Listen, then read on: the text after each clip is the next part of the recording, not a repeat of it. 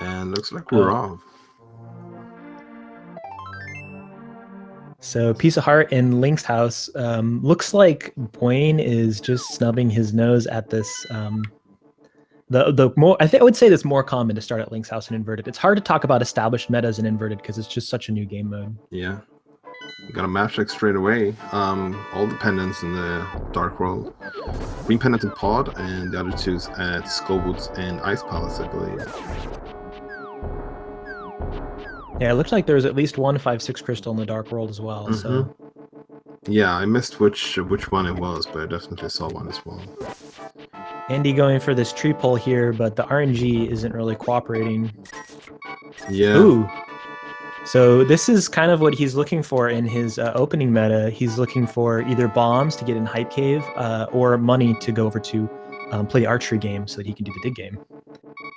So that's a good tree pull for him. Yeah, well, it's nice to be able to do all of that. So you don't have to go all the way over to Stumpy and then just save and quit. Well, you can just head straight over to the dig game as well. Yeah, Buane, meanwhile, is just going like straight for Skull, which I've seen a lot of people farming bombs from as well for their early bomb route. Yes, it's definitely useful. Sometimes the game's not going to want to give you almost anything at the beginning of the game, so knowing where to get bombs and such is definitely a good thing to have. Blue mail from back of Skull instead. That's a pretty good thing to have. Yeah, that's like probably the best safety when you're doing. Well, wait, this isn't hard mode. This is swordless. One of those harder settings. Still a nice safety to have.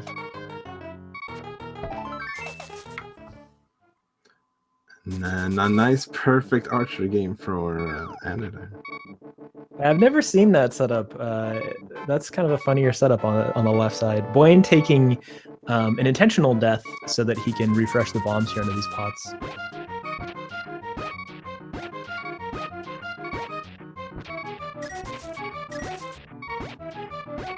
Oh, and small magic. He's also farming some magic. Yeah.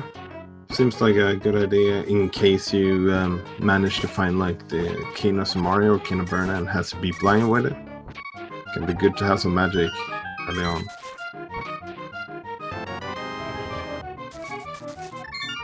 Interesting to see where Andy goes from here, because he could buy bombs and do Hype Cave. Nope, but looks like he's going to do what Buane's doing here for the dungeon clears. So Skullwoods and Thieves Town being open to you right away in inverted, although you can't full clear either from the start.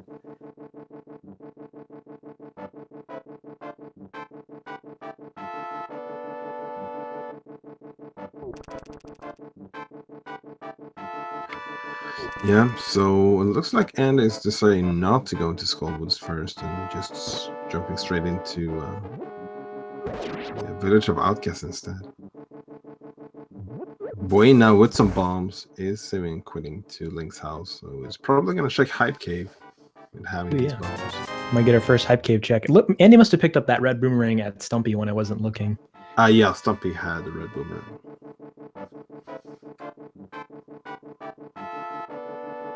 Not a bad thing to have when you don't have any weapons.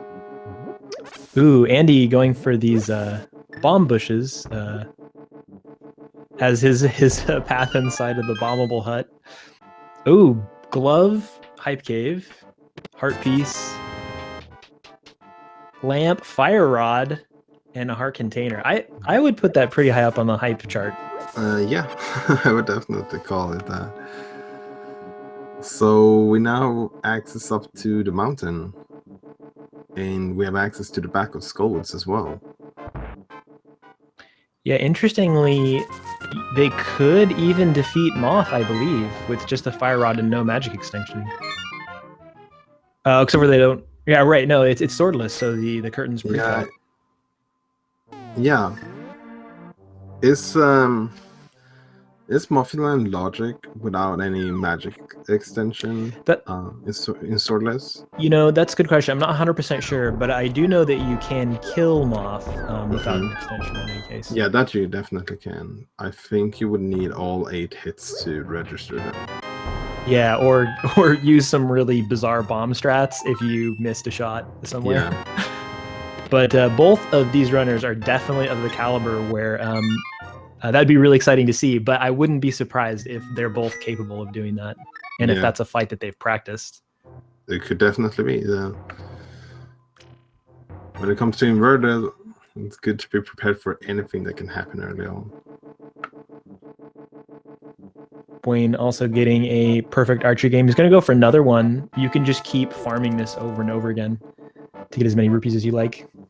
Yeah, just as you said it, he missed the first shot there on the second archery game, but still got more money than he paid though, because he got every single else of the arrows.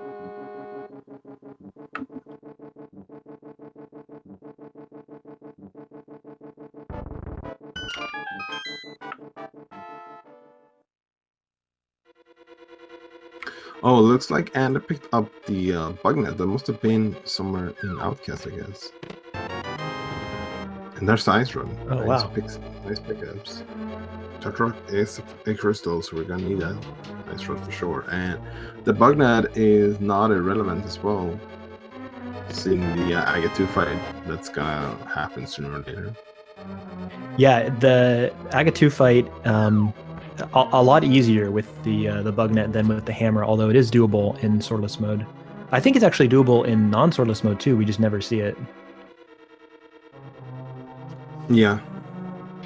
So actually, the only time I think that the bug net can ever be logically required is when you're playing swordless, so that you can defeat AGA.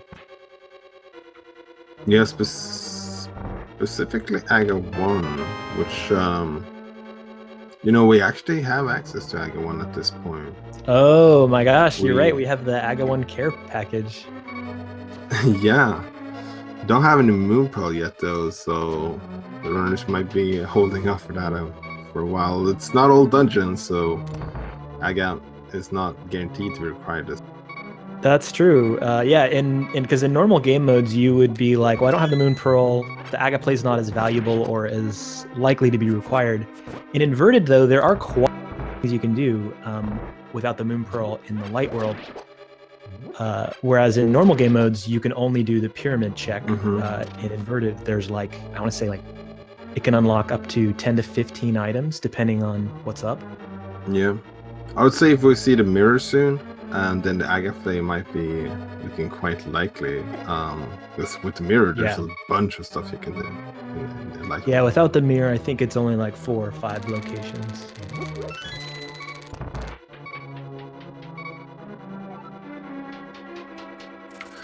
So Andy's now farming some bombs here, checking the hint tile. Let's just say a joke hint tile. Not meant to give you any useful information whatsoever. And there's Wayne picking up his bug net as well from the chess game.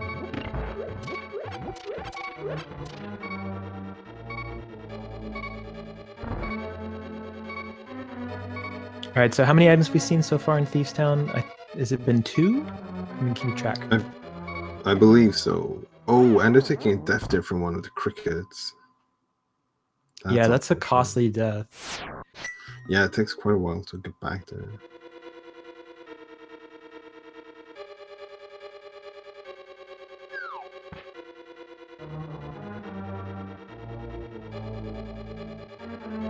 So they're going to go rescue the maiden, I might expect. Actually, this will be an interesting choice for them. They can't currently defeat blind. So the choice to rescue the maiden is a choice between, do I want to force myself to come back to the maiden later, but then give me the scripted blind fight, which is a bit easier if you have to use something like the hammer? Or do I want to return the maiden so that when I come back to the fight, I don't have to go back to the basement, which will save me time but make the fight more difficult? Yeah. I think it all depends on how long it takes before they have to go back to blind at that case. Yeah, I think it's not too big of a time suck, but I think it can probably be about a minute to have to go around the left side again and get to the maiden, would be my estimate. I know that both runners have practiced the blind refight, but they both dislike it. Surprise, surprise. So Yeah, it'll be interesting to see what they choose to do here if they don't find a weapon. Okay, only one item found in Thieves Town is what chat's saying so far. Okay, yeah, that makes a lot more sense why Andy is making his way back again. Also have the small key, so everything here in the back, except for the big chest, isn't logic right now. Yeah, and unfortunately with that map discovery, finding out that the big chest does have one of the items that they can't currently get to.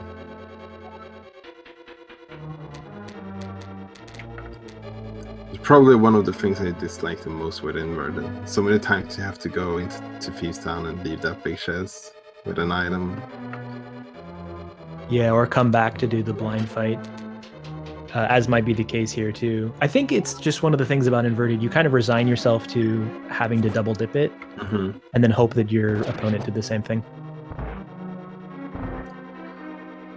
So we did learn that the stun drop is a single rupee. That's not very helpful. Yeah, that's probably the worst stun drop you could get. Oh, there's a Moon Pearl though. Oh man, Aga, here we come. Yeah, now Aga is looking pretty much alive. But we're just a glove or hammer away from Light World access though. Yeah, so what's left to them currently, I think, is just 2 checks on Light World Death Mountain and 2 on Dark World Death Mountain. So not much left to them before they'd have to go to Aga. Potentially on Back of Escape as well. Or not Back of Escape, Back of Skull Woods. Oh yeah, right, with that fire rod pickup. Because I think Buane only got 1 item from Skull Woods, but maybe he got 2. Yeah, I can't remember, to be honest. I think I might have been distracted by what Andy was doing. He definitely got 1 item, which was a blue mail.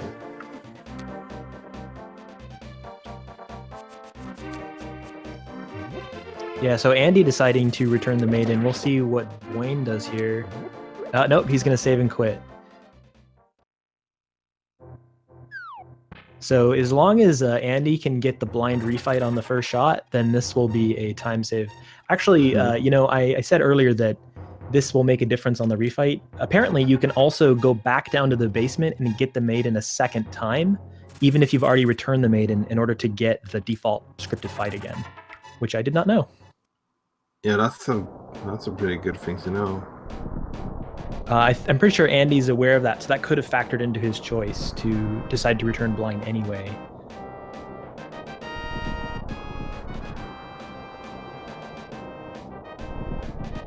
Here comes the slow walk up Death Mountain to return the old man.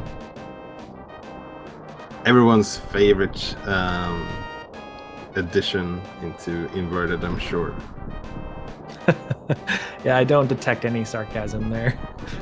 So yeah, I'm seeing some folks in chat who are maybe curious what inverted mode is all about. So yeah, do you want to explain it, Walter? Yeah, so it's basically everything is inverted, so to speak. You start in the Dark World instead of the Light World, and you have to find the normal pieces for the Dark World, but instead to get into the Light World, which is like the biggest change. But in order to make that possible, a lot of things has changed in the Light World and Dark World, especially Light World. So you can get to mirror locations, for example, without the mirror, but the mirror can be required for new places instead. And, yeah, there's a bunch of interesting logic that Inverted brings to the table. Yeah, it looks like Tower Hera is the other red crystal. Yeah, it's just basically screws with all of your normal overworld routing and makes you think about the game in a different way. And Andy picks up the ether and gets another joke hint. Yeah, why not?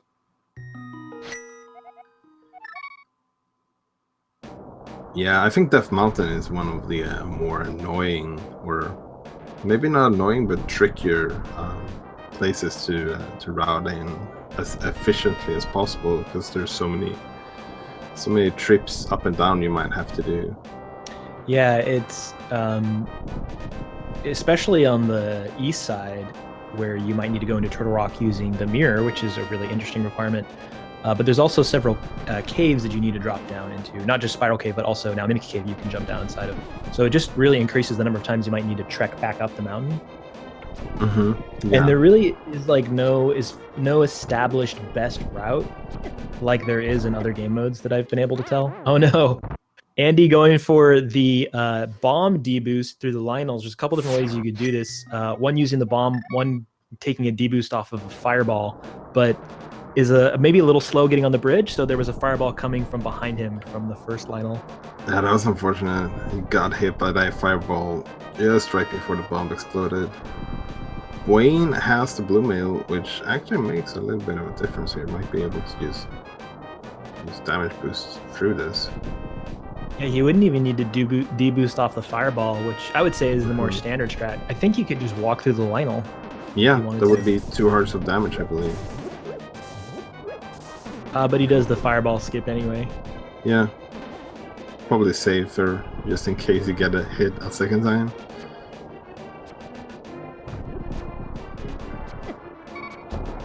Like oh no.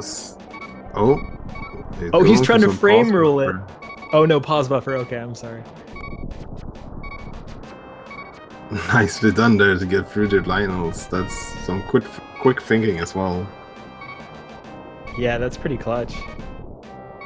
Yeah, I would say, and now watch as I incur the wrath of chat for calling that there is a lead. I'm not saying who's winning, I'm just saying who's in the lead.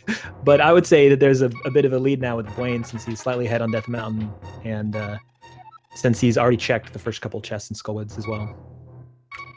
Yeah, seems to be pretty linear as well. We'll start here. So Buane is walking back. The only thing you can do by walking back right now would be Aga, right? Unless he didn't check Spec Rock when he was up here before. Oh, that might be it. I don't know. He's fishing for hearts. Maybe you're right. Yeah, he's going for the play. So the only item left that's not Aga, Buane knows this, Andy doesn't, is the other item in Skullwoods. If he indeed only did get one, we kind of looked away and missed it. Yeah, maybe he got both of them actually. Or maybe he's thinking, you know, I got the fire rod maybe later than Andy, and Andy's going to be able to clear both items. Let's just gamble that this is the play. Mm-hmm.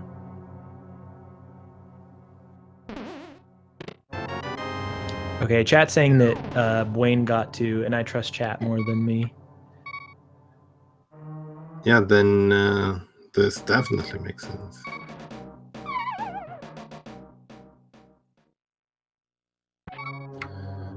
So, in inverted, instead of going to the pyramid, when beating Aga, you will be transported over to the Hyrule Castle.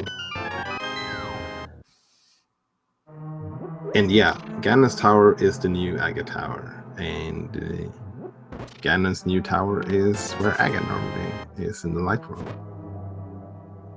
So it was a red rupee is the second item in Skullwoods. In the Pop prison room. So logically, this fire rod is required for this climb, and probably why we saw it so early in the logic here, because you cannot do it with just 10 bombs. Apparently, something requires the green pennant. Did you catch that?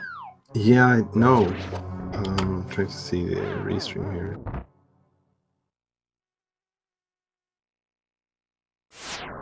Oh, CS on cash requires the green pennant.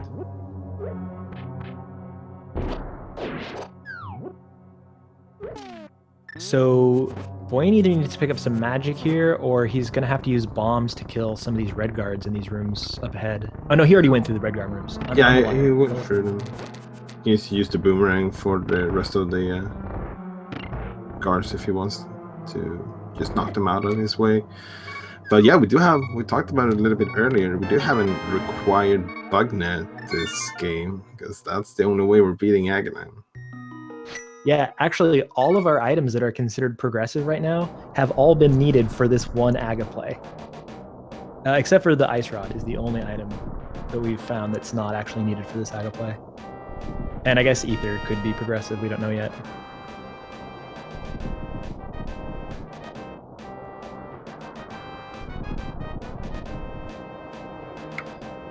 Yeah, so we were talking a little bit about leads before.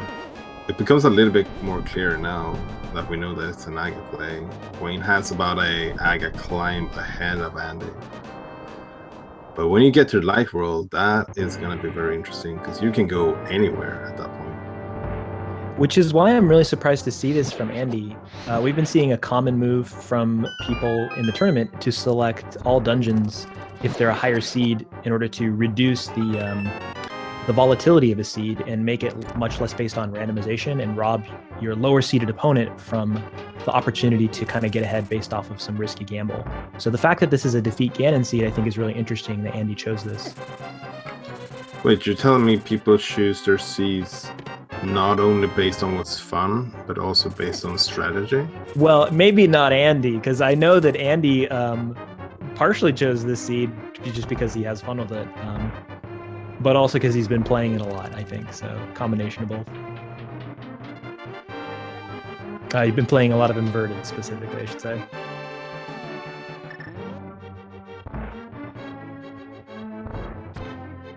But yeah, the other interesting thing is that inverted is one of the more volatile game modes as well. So the combination of both defeat Ganon and inverted makes it so the race can really come down to randomization, but also just routing, like being able to read the seed and figure out the breadcrumbs and where it's trying to send you. And I'm not sure how many blue balls we're up to, but dude, this is a lot of blue balls in this Aga fight.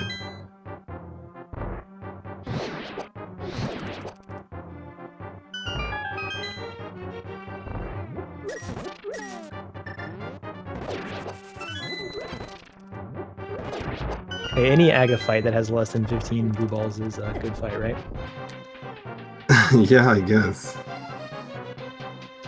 So you saw an extra little doorway there as he hopped down the ledge to the left of the courtyard. That's now the Ganon Pitfall exit, because Ganon is now on top of Hyrule Castle when they finish Ganon's tower.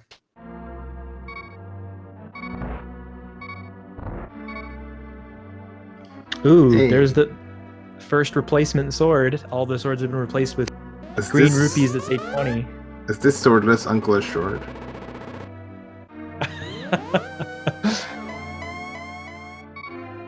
Yeah, I guess practically. So we know there's a lot of blue balls upcoming, and it needs to be a little bit careful here. One has one heart. I think he could take 2 hits from a blue ball and 1 from a red ball, if I'm remembering my damage tables right. That should be correct. This time I'm gonna have to double count all the blue balls, because there were a lot of them. Well, you should probably only count each blue ball once, but... Yeah, makes sense.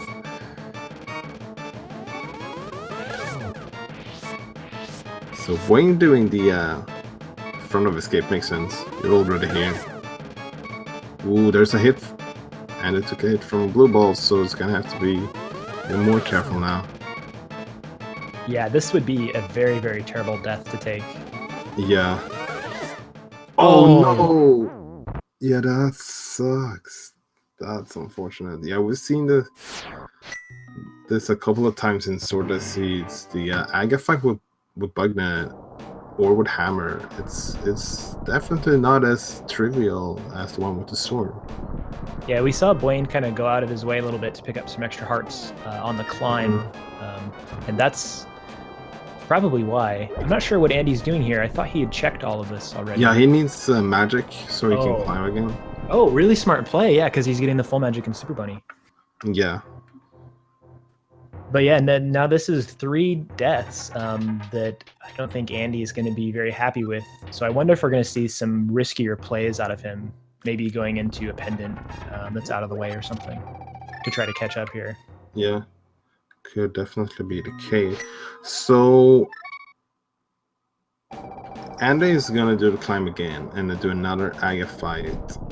I believe the RNG will now be changed, so it won't necessarily be the same amount of blue balls anymore.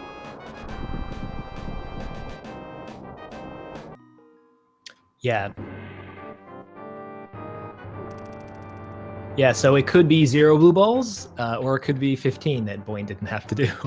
But Buane pretty much losing all the time he gained by having to take a death warp on that green guard there with blue mail. So I'm pretty sure that was like exactly 5 minutes that it took for him to have that death warp. Yeah, probably.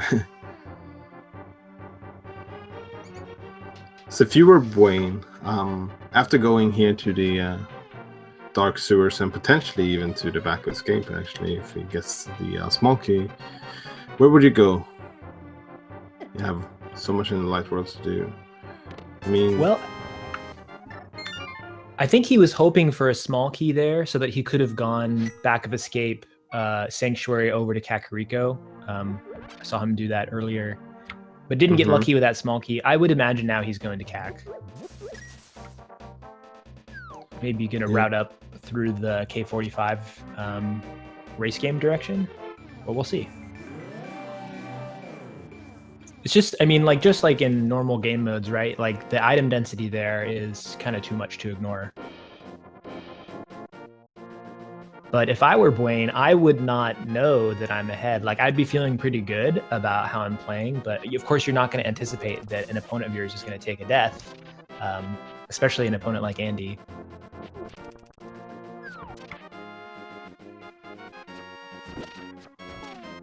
Oh, is that a K spelled out in the grass there? I'm not sure. I think it was. I've seen the VT in front of K45, but never the K on that screen. That must be for Carcat.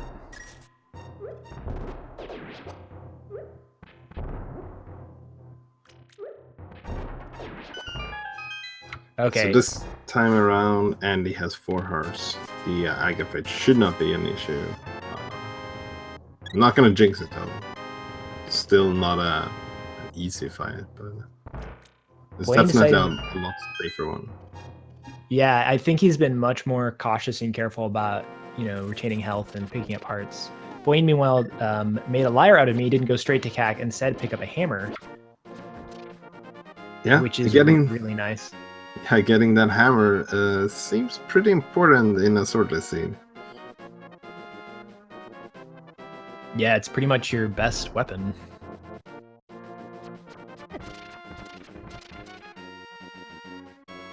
Also will make kind of returning to Kakariko a bit more efficient, since he can go into the kind of Village of Outcasts portal.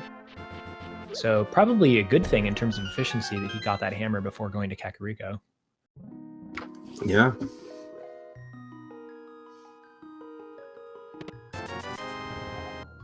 It's nice to actually have like proper dark world access. You don't have to rely on the Aga portal. So Buane decided to save and quit from Ice Rock Cave, and that's a move you would see in normal game modes just anyway, but I've been seeing that a lot more in Inverted, and I think the thinking is that you can easily get back to Lake Hylia via the portal that's on the Ice Palace Island. So if you need to check water stuff later, then you can do that instead of having to sequence break it right then with Ice Palace. Yeah, that makes sense. And I think another reason that people often sequence break the Zora's Domain area is because they're trying to avoid a potential Aghanim play. So that's obviously not necessary in Inverted.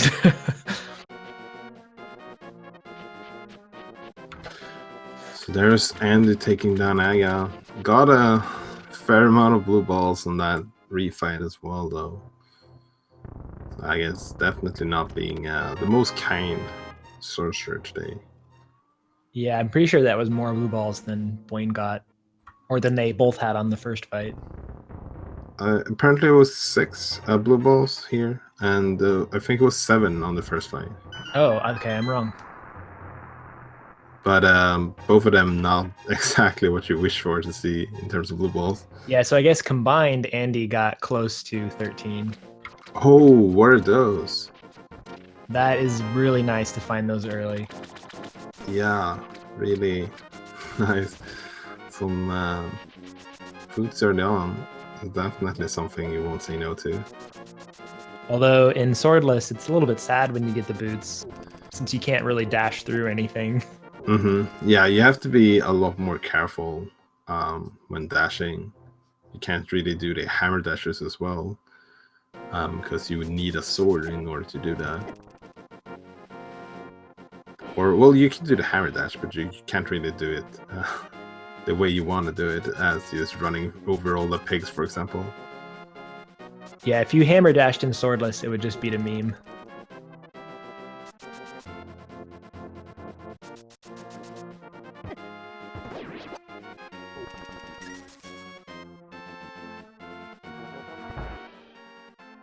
So Andy on a very similar route as Buane. Makes sense. You just did Aga 1. Of course, you're going to do escape while you're here. But then where he goes after this, I think, will be really telling and interesting.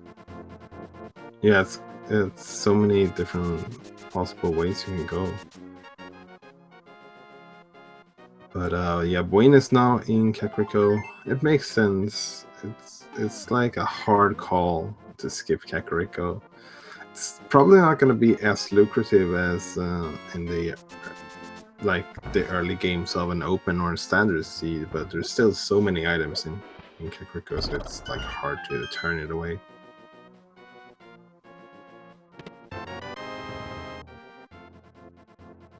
Yeah, it's like the most item dense area in the game. And there's no better time than now, really. I mean, he's lacking a bottle, which is the only thing that he might have to come back here for. And I guess maybe checking PED, but it doesn't get much more efficient than to check it now. Mm-hmm.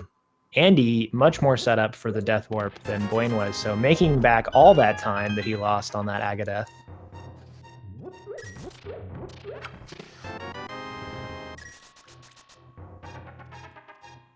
There's some flippers in the Kakariko well. And Master Sword. Yeah, what would have been a Master Sword? So yeah, every time you see 20 rupees in forms of green rupees, that's the missing source that's never gonna appear because we're playing swordless. Or, well, our runners are.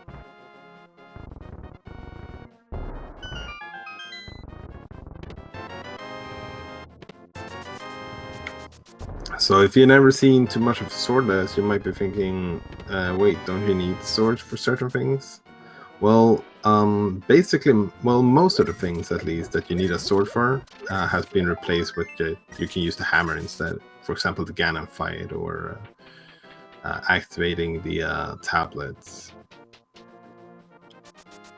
Yeah, so one common mix-up, and I've seen this a lot, even in tournament races, people might think that you can't use medallions without a hammer, because in non-swordless, you cannot use a medallion without a sword. And because in swordless, you need a hammer to pull the tablets, but this is not true in swordless. You do not need the hammer in order to use a medallion. You just need to be standing on a medallion pad. And a couple have been added in Ice Palace just so that the game is actually completable. Mm-hmm. Yeah, that definitely confused me for a long time.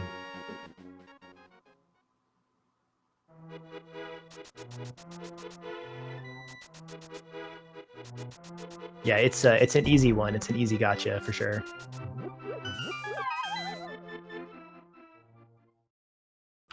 So Andy not going South Shore, instead heading up here. Rombako Escape and Graveyard Ledge. Graveyard Ledge, of course, being able to check that without the mirror, because this is inverted, one of the changes. So I would imagine... Oh, go ahead. I was just going to say, apart from those flippers, I don't think we've seen any progressives here in the Kakariko clear. It's been kind of a dud. Yeah, pretty much. You got a bottle, but Siki didn't have anything, so... Those flippers do give us, in addition to, of course, like the Zora's Domain area and stuff. I was going to say they give us East Darkworld access, but their hammer is doing that already for them, so never mind. Yeah, they do give us access to Ice Palace, however. Oh, good point. Which we can now full clear. Which is a pendant. Interesting. So if I were Andy and I was thinking about, okay, I need to think about a risky play that's going to be able to catch me up some time, Ice Palace would be looking like a really juicy target. You've got a couple good breadcrumbs. Actually, I don't know if I would even call them breadcrumbs, because you needed you needed the gloves and the fire rod in order to do Aga Tower, so they're not all that great of breadcrumbs.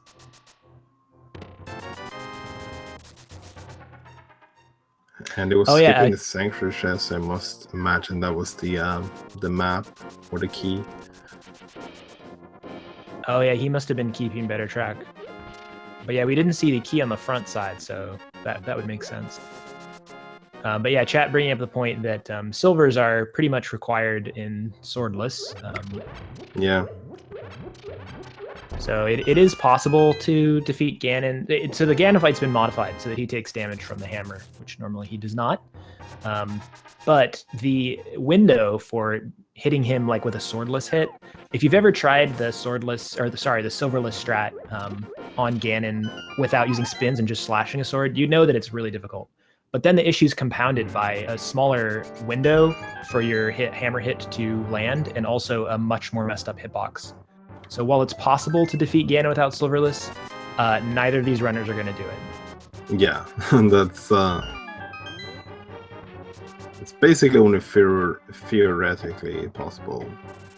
I have never seen anyone actually do that. Like, I think actually Andy might have done it before, as well as a couple other people, but you would never do it like in a race that mattered, because it can take a very long time, and it's very probable you're going to die or get knocked off.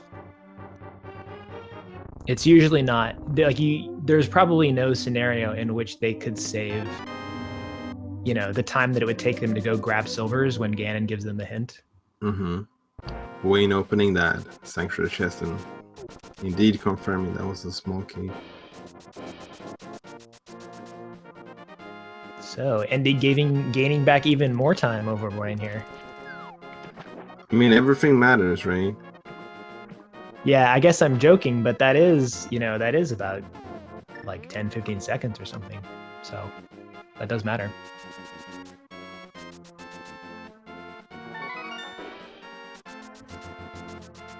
Okay, I like this route from Buane here. It can be really hard to route in mushroom check in inverted because the location becomes so isolated and the flute won't take you here.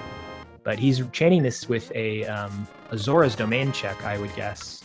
Yeah, it looks like it. And a good opportunity to get a potion as well. So this definitely would say increases the need for that. Okay, looks like we're not going to Sora actually. Might be heading over to Eastern instead. Oh, okay. A lot more item dense. I wonder if he picked up that potion because he wants to do Eastern and then maybe dip Pod with the bottle glitch. That could definitely be one of the reasonings from Buane here. And if, say for example, they managed to pick up the mirror here, the mirror in inverted takes you from the light world to the dark world instead. So that would be a pretty fantastic place to find it, I think. Hey, there's red mail. Wow. So speaking of safeties, it's just garbage everywhere in all these chests. Like, where's the progression at? It must be all in dungeons. This has got to be, I would think this has got to be good news for Andy, because it just makes it much more probable that a pendant dungeon is going to have some kind of progression, which will give him that opportunity he needs to take some kind of gamble that's going to catch him back some time.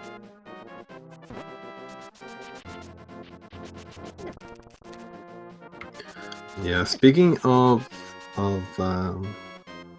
time saves and such, the longer it takes for Andy to go get those boots, the longer Buane will have a bit of an execution advantage to do the checks that they're both doing a little bit more efficiently. Yeah, it definitely does save time. It's not the end of the world. Like, I think throughout a whole run, boots might save like a couple minutes if you had a difference between you and another runner, which is big. But yeah, it'll definitely cost him several seconds, the fact that he doesn't have the boots. But it looks like he's heading in that direction now, though. Yeah, it looks like it. But I guess this is a speed run, right? So you want to go fast. I think so. See only some bombs on the Lake Hylia Island there. If there was something useful there, we could have gotten them straight away without the mirror, just climbing up that ladder instead. And yeah, Andy is indeed gonna pick up those boots now.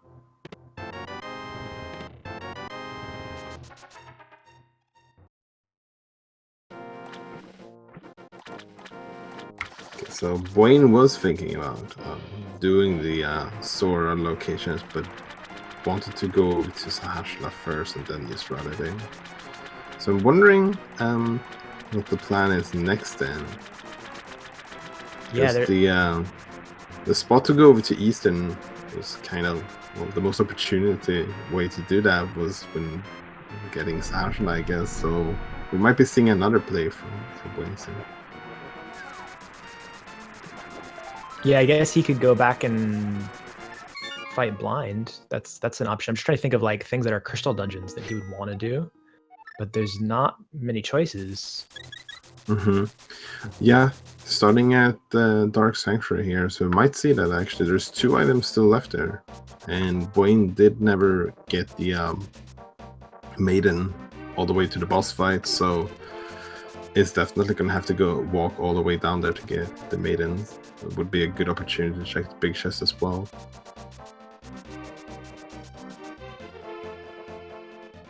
It looks like that's going to be the play. So yeah, he save and quit before he returned the maiden.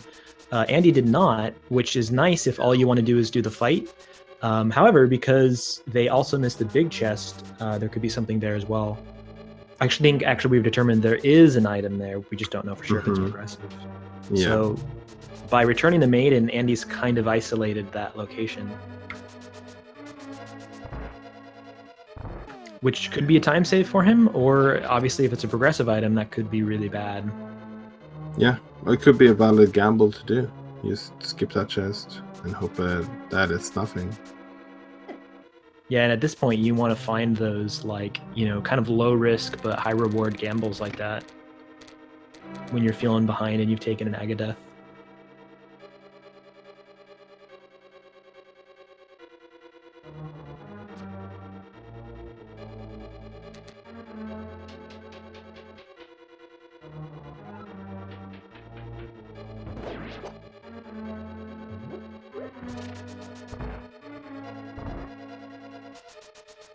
Andy doing a boots walk just to speed up this water check a little bit. I like it.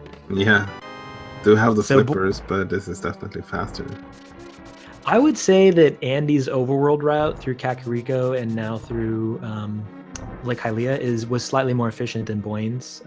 And this is one difference between Andy and Buane. Buane didn't have the opportunity to do this because he decided to go to Kakariko instead of going to Zora's Domain. But it seems like Andy might have gained a bit of time here, even though he didn't get boots right away because of his efficiency in routing.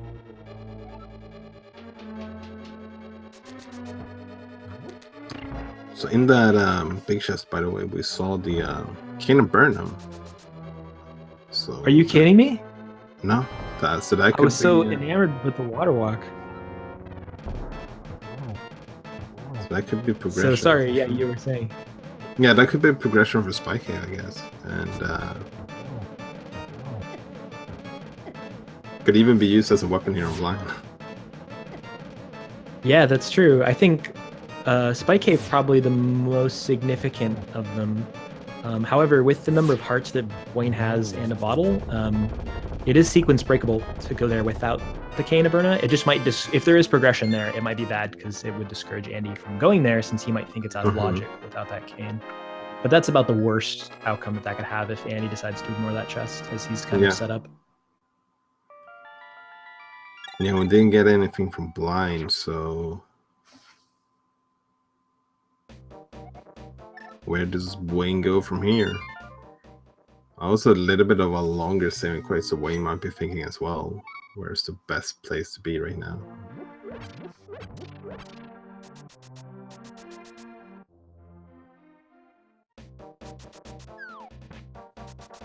Yeah, I think I would guess he's heading towards Pod now. Nope, maybe he's going to Ice. Oh, Buane is doing the play of Ice Palace. This is kind of surprising. I wonder. I I mean, if he's just thinking it's been signposted a bit, or and both of our runners, they don't have the Ephraim Spectacle Rock. Yeah, they got that. But yeah, our runners, they don't have the vision that we have right now of seeing both runners at the same time. All they can see is themselves playing. So, but you might be thinking like, this is a reasonable gamble to take. Getting free items and free hint tiles is definitely both value and information.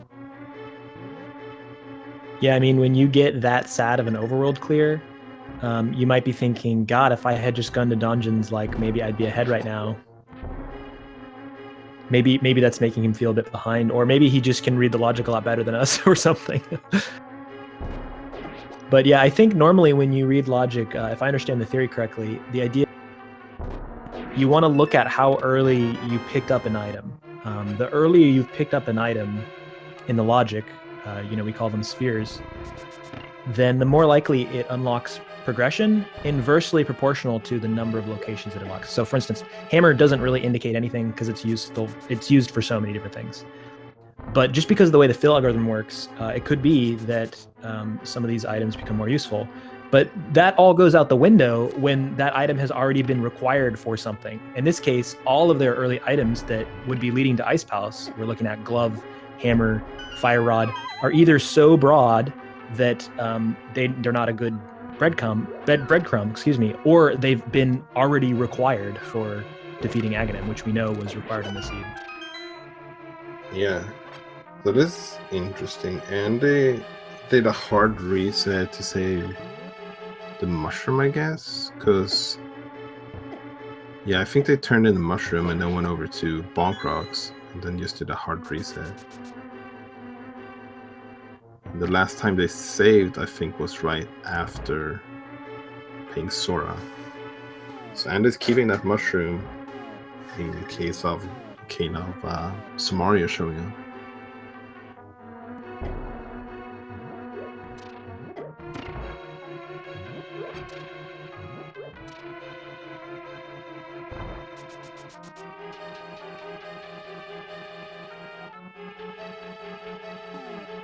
Oh, Andy getting that God pixel in the Hellway there in Thiefstown, but because he doesn't have a sword, he can't dash through enemies. He got a little bit trolled by RNG. Yeah, it's a little bit ironic. So Andy will be even walking... though Andy... Oh, go ahead. Oh, we were just saying the exact same thing. You go. Yeah, probably. Yeah, he's heading to the back now to get that big chest, and so he might be picking up the maiden once again as well then. Yeah, so probably, with our God vision here, probably bad news for Andy, because this could have been a possible time save for him, unless Spike Cave has progression, and this helps to signpost that for him.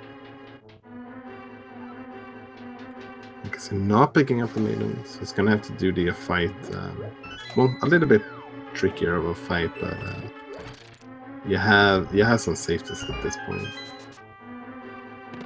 Don't have a lot of magic for King of Bernardo in case things go south here.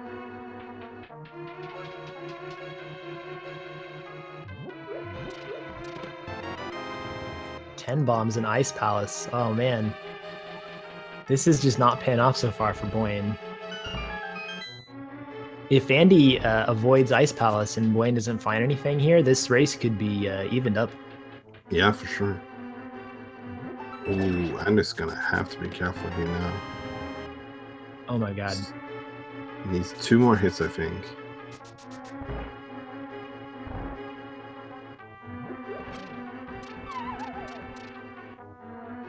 Oh, okay, so I believe Andy bought a potion when he was at the potion shop.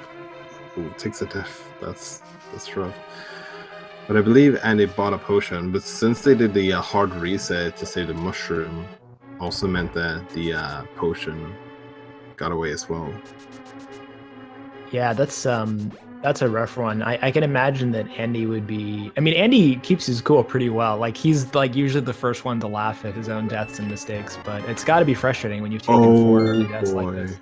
What did There's the bring? What did we bow get? in Ice-T Oh, chest. oh my God. So that's a major pickup for Buane. Is now going to be able to filter both Eastern and Pod. Pod is pendant as well though, but Eastern is a crystal. And both of them combined has, what, 8 items? 9 if you count the green pendant as well. Yeah, it's huge to be able to single dip those. And if it takes Andy a while to find it, it must have been the 3rd item because I'm surprised he saved and quit without defeating Cold Stare otherwise. Mm-hmm. But I only caught 10 bombs in the bow, but there must have been something else. Yeah, that's the only 2 I saw as well.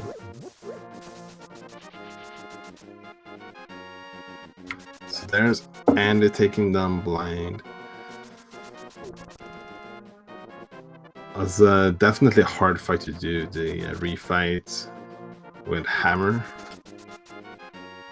Yeah, although it seemed like he had an easier time of it than his first fight, probably because he was so confident. He's like, okay, I've got blue mail, I've got 1 billion hearts, and he just kind of damaged through it. But then the second time, he kind of took his second time through, he kind of took his time through the refight.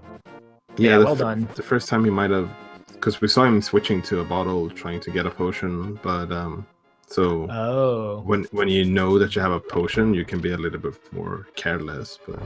Yeah, and be a little more aggressive and maybe save some time. That's probably exactly what happened. He thought he had that safety for sure.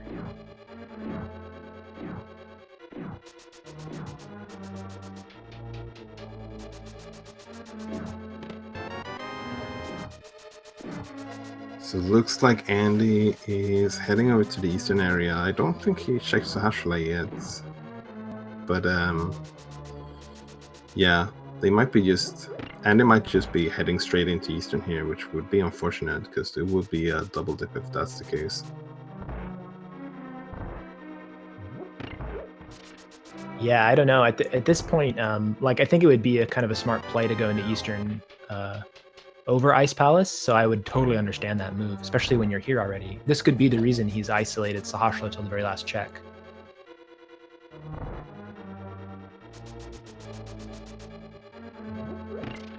Yeah, and it looks like he's walking out anyway.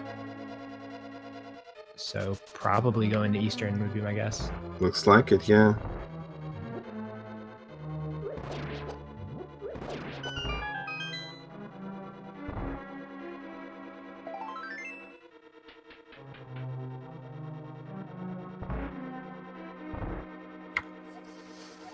So the hint tile telling us there's some money in Graveyard Ledge. Well, that's not very useful since both of our runners already checked that.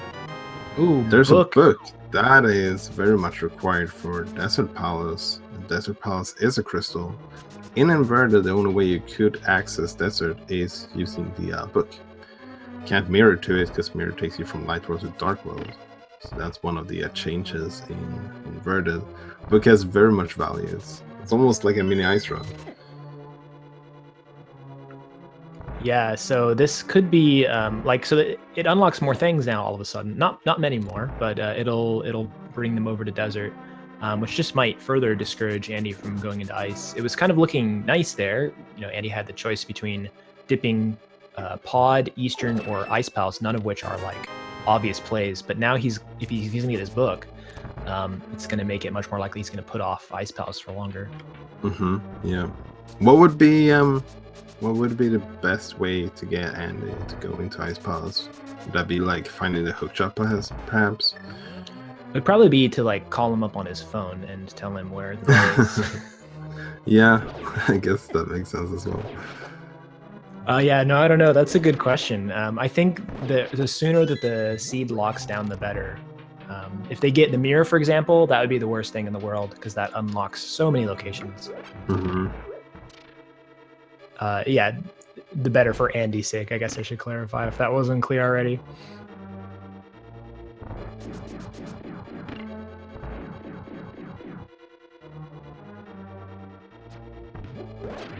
I would think maybe getting the hookshot or the cane can also be a signpost towards Ice Palace, and neither of those items open up a ton of locations on their own. So that might help. Yeah, the cane right now, if they were to find it, doesn't open up anything except for cold stare for them in terms of the logic, because they can't get into Tut Rock and they can't get into Mari yet.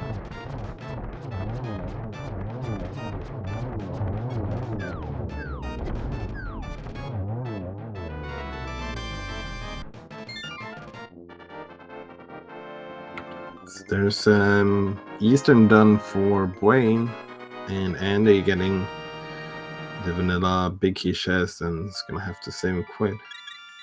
Starting at Link's house, so that's a good start if we want to go over to Ice Palace, but looks like we're heading into the Light World again. Yeah, it looks like Andy's going to Desert would be... I can't imagine what else is open to him right now that he's heading towards. And Buane's saving quitting, so might be heading over to Desert, that makes sense. Yeah, kind of funny that Andy took the Aga portal instead of the portal that Buane's taking. I don't really know which one's faster. It's just interesting to see that they are doing the same thing and they chose to do it in a different way. Yeah.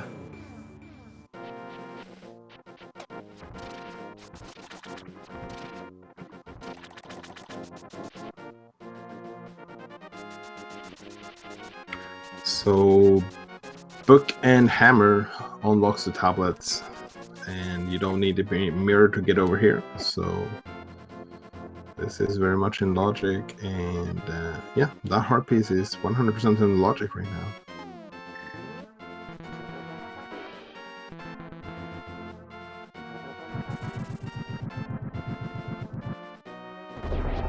So 2 more items here in Desert, and then of course there's Checkerboard Cave and Agana, which looks like Buane's going to check first, whereas Andy's leaving those for last. Yeah, it's interesting to check them first, actually. Imagine that would normally be something you save for last, because that's a pretty good place to save and quit later on. You already have everything you need to beat the Desert. Yeah, it's interesting. I guess I could imagine a scenario in which this would be an interesting route to, for example, if you found the big key in that chest that he just opened, and then went straight to Landmo hoping to get both items, and then didn't, then you can go to the right side, pick up your second item, and then hop down out of the right side of the dungeon and clear the other caves as well. I don't know, there's strengths and weird things about both routing choices, I think. Yeah.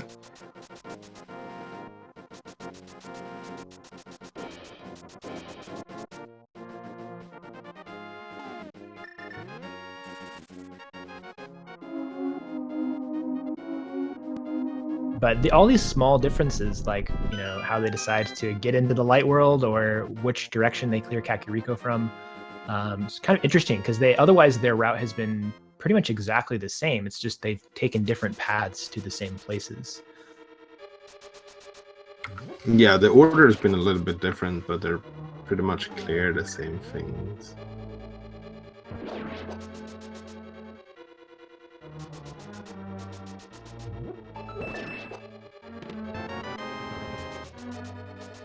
So let's think about, I just want to consider real quick, what are the most volatile things left about the seed? I mean, obviously there's some progressive items we haven't found, but I mean, a pedestal thing could change this game, particularly because Buane mirrored out before, or save and quit out before defeating Cold Stare.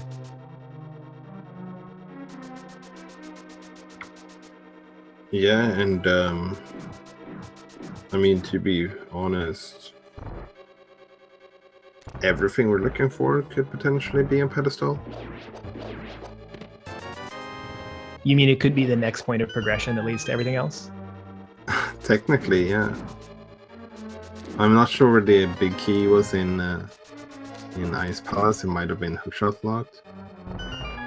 And Coaster could potentially have a small key, so that could lock out both hookshot and Cane, possibly from pedestal. And from progression for the bow as well, potentially. Where was the bow? No, bow was in ICU, so that's not locked by the hookshot or Cane.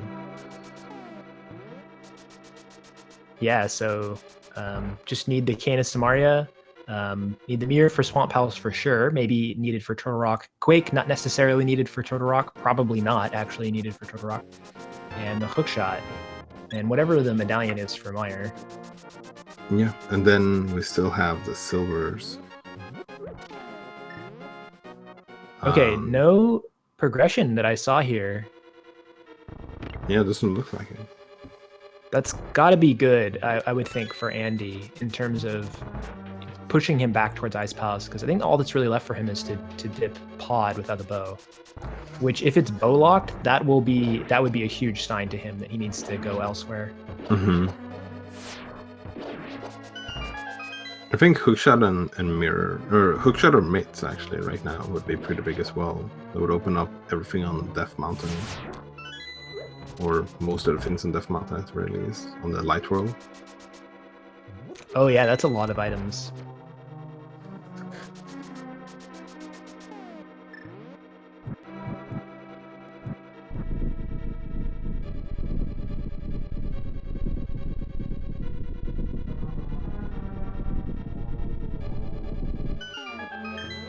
So interesting thing about this seed and about just inverted in general, Titan's Mitts may not be required. The only location that is absolutely requires Titan's Mitts is King's Tomb. Otherwise, as long as you have the mirror and sometimes a couple of other items, you can just avoid any mitt requirement. Yeah, and speaking of items that usually are required for certain things, but not necessarily this time around, the flip might not be required for Meyer, but it definitely could. Depends if we find the mirror or not.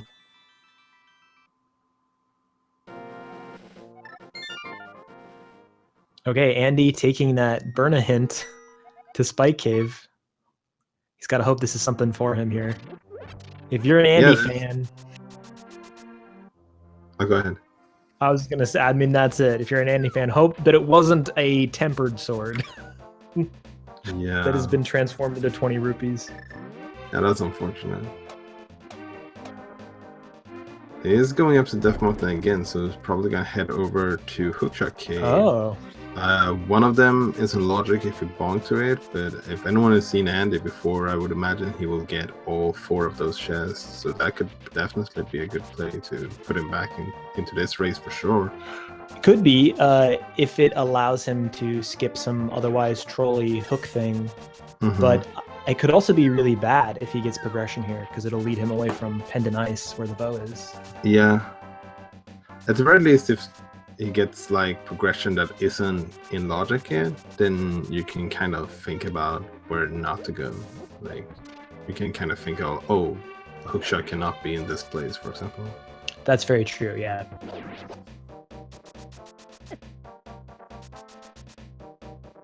Okay, here it comes.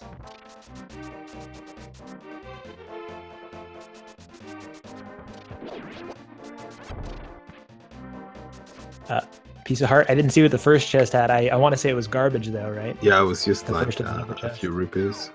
Oh, takes a fall. And Buane is checking catfish. This is the first time we're gonna see that.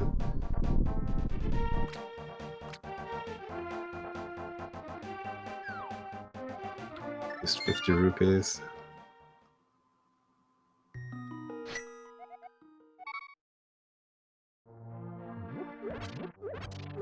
There's the hover over to the last chest, and 300 rupees. Yeah, that doesn't seem worth it to me.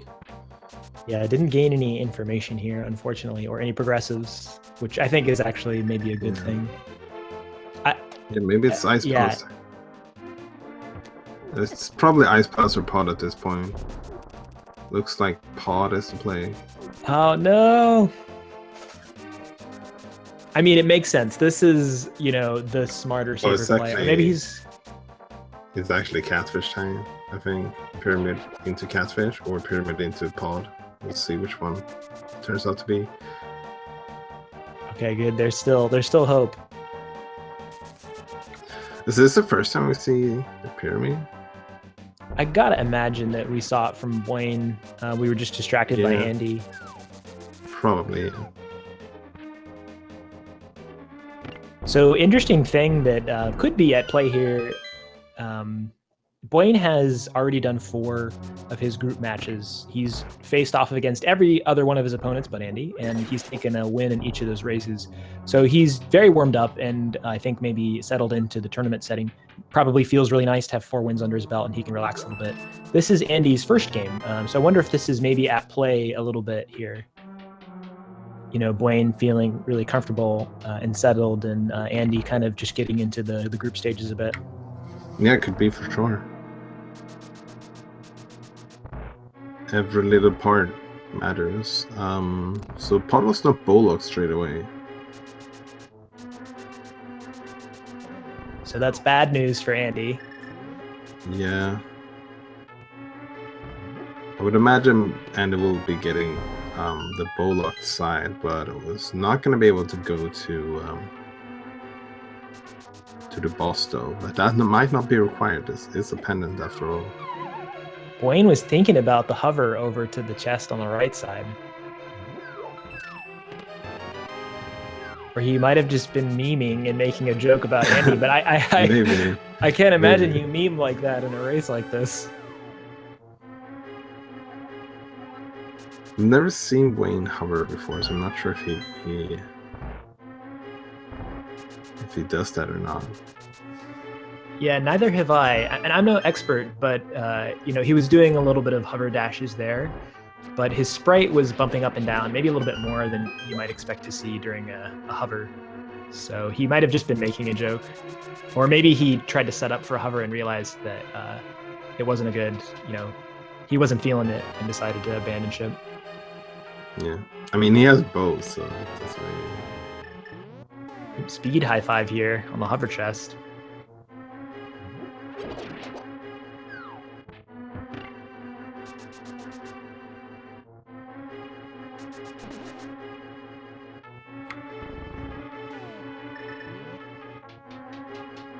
Both are players running through the same dungeon. Now this is pod racing.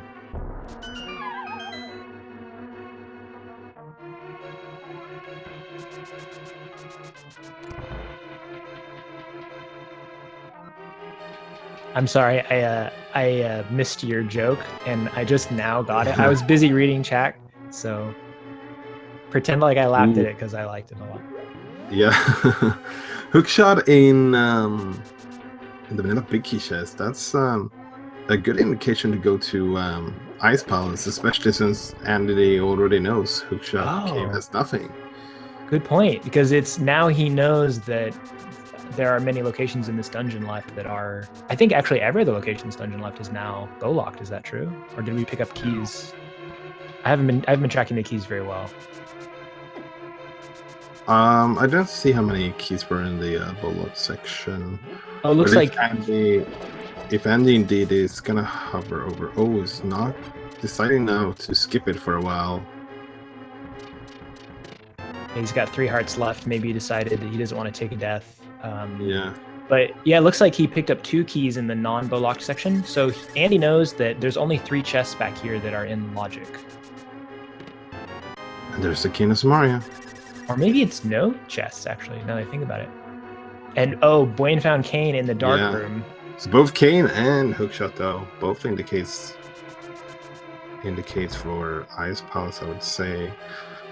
Hopefully Andy will go back and get that hookshot though, because this is a pendant. You might not have to go back here. Those might be the only 2 items you need from here. Also get the powder in the dark maze. So for Buane after this, I would imagine Death Mountain makes a lot of sense. You can check not only hookshot cave but everything on the light world of Death Mountain, including a crystal dungeon in form of Hera. Yeah, and this is exactly the items we were speculating. Like if Andy finds hookshot and Kane, that could signpost Ice. So you know, he might feel behind enough now to make that play, or he might go for the kind of safer, a lot more dense route and follow Buane up Death Mountain here. Mm-hmm. So this could be a moment of truth here for this race. Don't do it. Don't do it, Andy. Oh no. I skipped the hookshot. Oh, hookshot was on right side. Oh no. No, hookshot was in the vanilla big key chest, I think. And I never saw. Yeah, he Oh. never got that. Oh, big key was in vanilla big key chest. So that's why he didn't get it.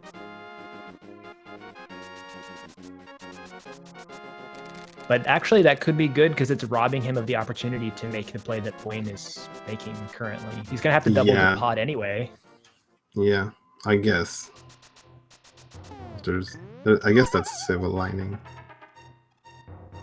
Yeah, it's kind of a weird scenario in which you want, you know, because of where the progressive. No.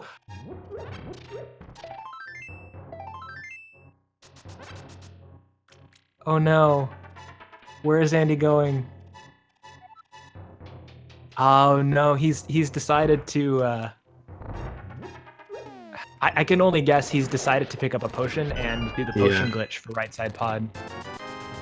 I mean, you need potion for Ice Palace as well. He doesn't have enough to kill the. I think that might be it. Oh, you're right. Because he had jumped in the water before. Yeah. Before and when you jump in the water, you can't get back. Yeah. Okay, my heart, I couldn't take it. It's okay. Crisis averted, so.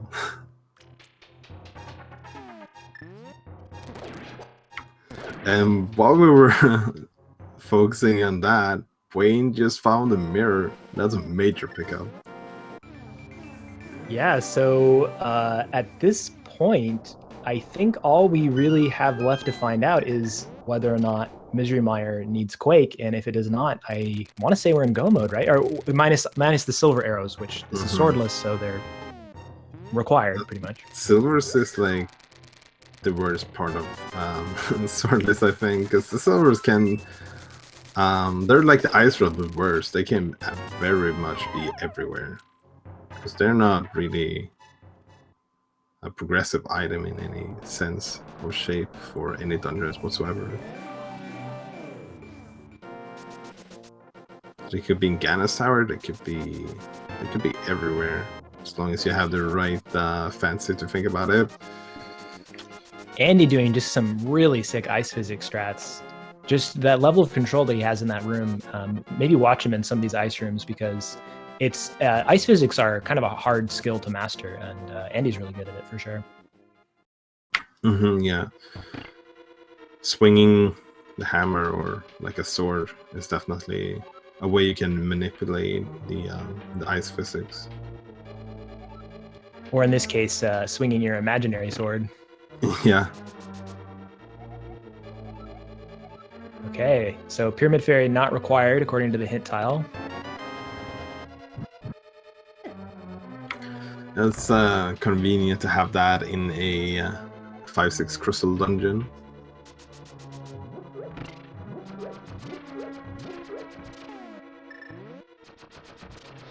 But I gotta imagine here that Buane's not even thinking about the Pyramid Fairy. I'm thinking he's gonna finish up Hera because he's here, right? He's gonna do Turtle Rock because he's here. And then I would imagine he's gonna check the Medallion Mire before too long to see if he's in, silvers, go mode minus silvers. Yeah, he is probably gonna do like crystal after crystal into Ganna's Tower.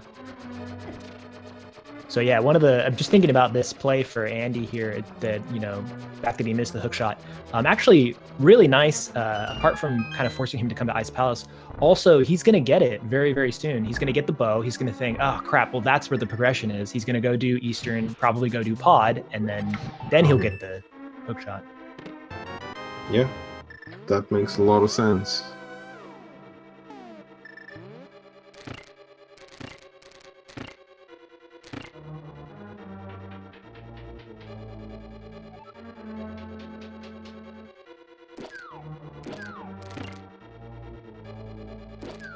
So right now, I would say that Andy is 2 dungeon bosses and most of a Death Mountain clear behind Buane right now. Yeah, which is totally doable to come back from something like that, especially when you're still looking for silver arrows. Yeah, I would say like it's definitely not the ideal position to be in, but that's one of the things that I like with Rando is that It can switch so fast sometimes. Sorry to woe in the middle of what you were saying there, but there was some crazy clip that Buane just did through that railing that just caught me off guard. Yeah, I've never seen that's anything like that actually happening before. It was totally unintentional, and it cost him Yeah. time. It wasn't like a stick strat or anything, but it was surprising. So this is a fight that doesn't become very different in Swordless, because many of the times you might just do hammer strats anyways, but it is significant that it's the only way to beat Moldor. If you don't have hammer, you have no way to beat this boss. So we didn't really get any progression in here, or well, the only progression we could possibly need right now is Quake and Silver, so it makes sense we didn't really get anything.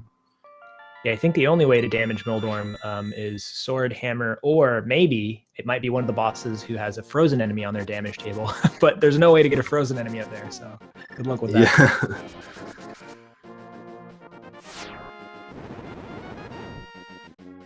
Chat already calling Silver's on pedestal. Silver's on pedestal, yeah. Okay, oh, you know what? Andy might be encouraged to make the cold stare play at this point, because Bow does not unlock very many locations on its own, and the other pendants are doable by him right now, so he could be thinking pedestal. That is fair for sure. That might be one of those very rare instances where it could be faster. He got the bow and saved and quit as well. Yeah, so no pet advantage for him there, unfortunately. But that might be one of the rare cases where it would be faster to do silverless, swordless Ganon than to like go and do every single pendant dungeon, if you could actually do that fight. Yeah, if you like, I don't imagine many people would have practiced that fight.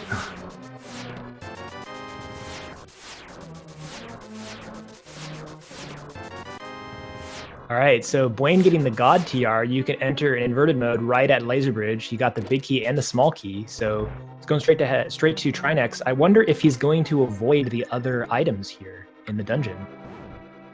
It's possible, yeah. So I mean, when Buane beats this dungeon, it will take him to the front, not to the entrance that he entered through. So that would give him a pretty good opportunity to maybe at least check the first 3 chests. Yeah, I wouldn't be surprised to see him make that play. And yeah, interesting note about that. You know, it puts you in the front of the dungeon, but it also opens it up. So even though he doesn't have a Quake medallion, he will be able to walk in the front door. And then after checking those 3, you could potentially like just check Mimic Cave and the big chest as well before leaving Death Mountain. Oh my God. Does Buane have a blue potion still? I hope so, because... Oh yeah, he does. Yeah, apparently. That's good, because yeah, those...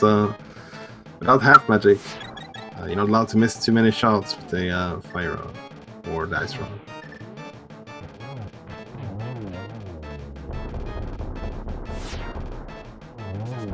So Cryptic saying in chat that Andy practiced a buffer for silverless, swordless. So he's got a strat down apparently. Yeah. That would be crazy if that was gonna be what's swinging this match. It was a nice swordless boss there for Buane.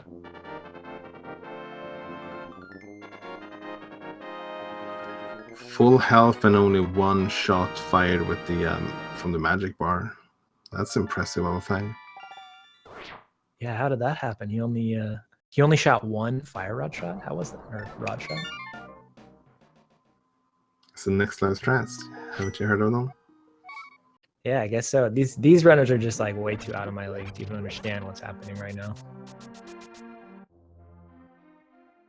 Okay, so chat's calling out that Andy's leaving Hookshot behind by going to Helma. It is possible that he's going to isolate the right side, but I mean, he's been counting items, and the boat does not unlock too many locations. There's not much else for him to do here than to get the Hookshot and defeat Armos Knights. Yeah, he went to the right side, but it's in the vanilla big key chest. So as soon as he's done with Helmsar, he should know there's one item left in here. Yeah, he'll probably hammer jump to the big chest, I would expect, because I believe those are the last two locations in the game that he can check right now. Yeah, no, it's not in the big chest. It's in the vanilla big key chest. Oh, right, big key chest, right. Sorry. Yeah. So This is that's why even I need faster you. to check. Oh yeah, it is much faster. But yeah, this is why I need you on commentary, because I'm not paying attention to the key logic and the placement of some of these items. Yeah, speaking of keeping track, I want to thank our tracker for today, Magic Jade, for making an excellent job of keeping track of everything happening here. Big shout outs to Magic Jade for sure. So, Buane, are you heading to Swamp or Mire first? Looks like Mire is the place. See if you have the medallion or not. Makes sense. I believe we got a hint of where the big key was. That it was on the big key in Mire? side. Yeah, I think so. I think what we saw was there was a dungeon item, like a compass or something, and there was bombs. I think that's what we saw. Oh, okay. My bad. I'm not positive, but I could have sworn it was dungeon item and bombs. And there's Ether, so we can go to Ganon's Tower now if we want to. Yeah, common play that you see in Swordless is people kind of treat it like Go mode, even though they don't have silvers, and they'll just go. Oh, never mind. There's the silvers. So that puts Buane in 100% Go mode. In the appropriate shed, the Buane shed, as it is known. Yeah, that's pretty funny. I think the Buane shed might be the right one, or like, yeah, but they look the same, right? Is it? I thought it was the left, like, because he isolated an item there and totally forgot to check it. Unless he was playing entrance, I don't know. Maybe it was the right chest then. I'm not sure. I don't know. We got some Buane fans in the chat. Maybe they'll correct us here.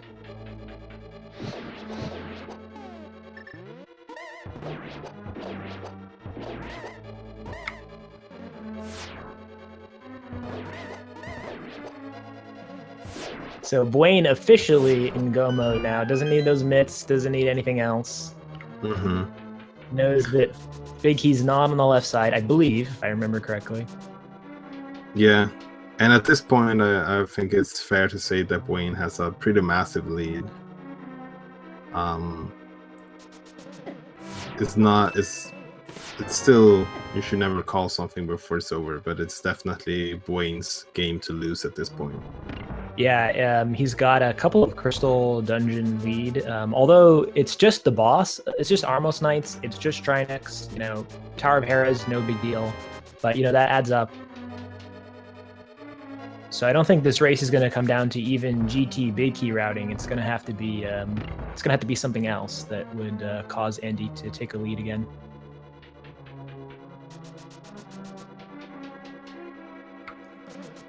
So yeah, I think you were correct, by the way, about the hint, because Buane is not heading or like not beelining for the Firelock side straight away.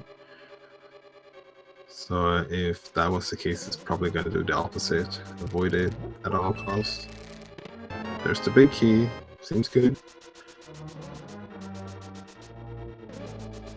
And this makes going to Mire even better, especially like not only because you found the well, it makes it even better when you found the silvers, because now you can just completely go mode swamp, not checking anything except for the first chest for the key. Yeah, like I would be surprised if Buane had checked left side without the silvers, but he probably would have checked the flooded chests and, you know, the bombable chest and stuff like that.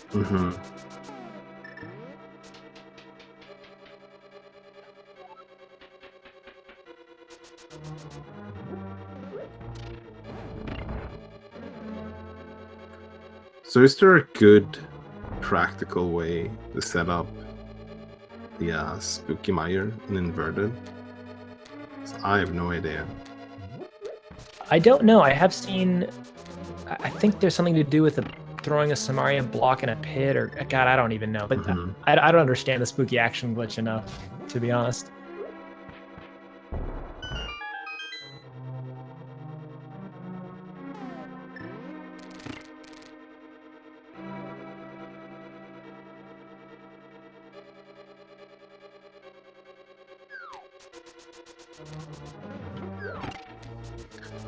Yeah, so the good news,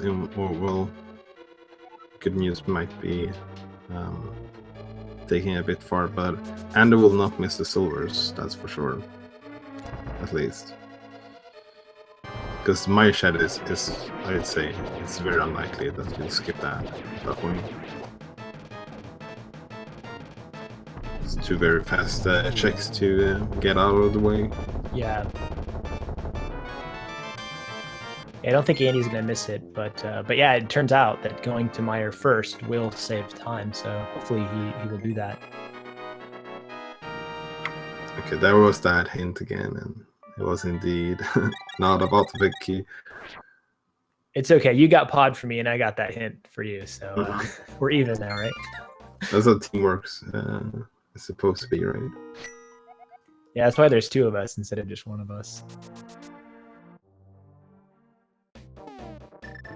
So for folks just coming in or who may be familiar with some of these runners, or maybe just one of them, Buane's got a big lead here now. Like I said, it's like his game to lose, and maybe people are surprised about that. You know, a lot of people know Andy from GDQ. He's been around for a long time, really great runner. And Buane is a fairly fresh face, having just started racing officially about a year ago, October 2017. But obviously, as you can tell, very, very good runner. He very easily could have been a top seed as well. If it weren't for a couple of unfortunate things that happened in the qualifiers, but he was very close to being a top seed regardless. So it might be surprising to see this face that you might not be as familiar with, but I encourage you to give both these guys a follow and check them out more, because they are both really wonderful speedrunners, not to mention really cool people.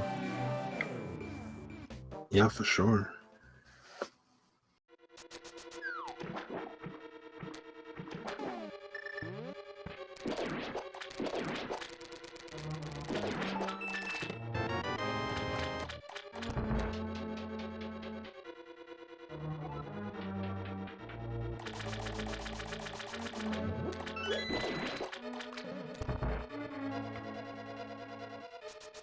And this way to route Turtle Rock is just like, this is the best new part with inverted. If you ask me, makes go mode Turtle Rock so much faster some of the times. Get that big key on Laser Bridge. Yeah, I think we were kind of speculating before the race about, like, you know, why Andy might have chosen this mode, and this was something that came up. You know, like if you believe that you have an execution advantage, which I would think Andy would believe that, considering that he has an MG time that's almost a minute faster than Buane. Still pretty close, but I would still count that as an execution advantage. Then you might pick something like inverted, because there can be faster go modes sometimes, like in Turtle Rock, which then just highlights an execution advantage you might have. Yeah, the only like surprise to me is like the fact that we ended up with a Ganon goal instead of all dungeons, actually, because we've seen so much all dungeons so far in the tournament.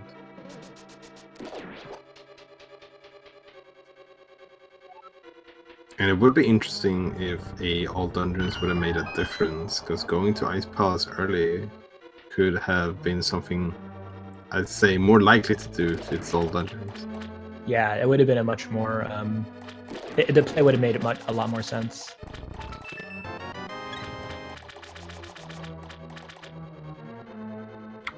Very nice fight there from Andy on the Trinex way.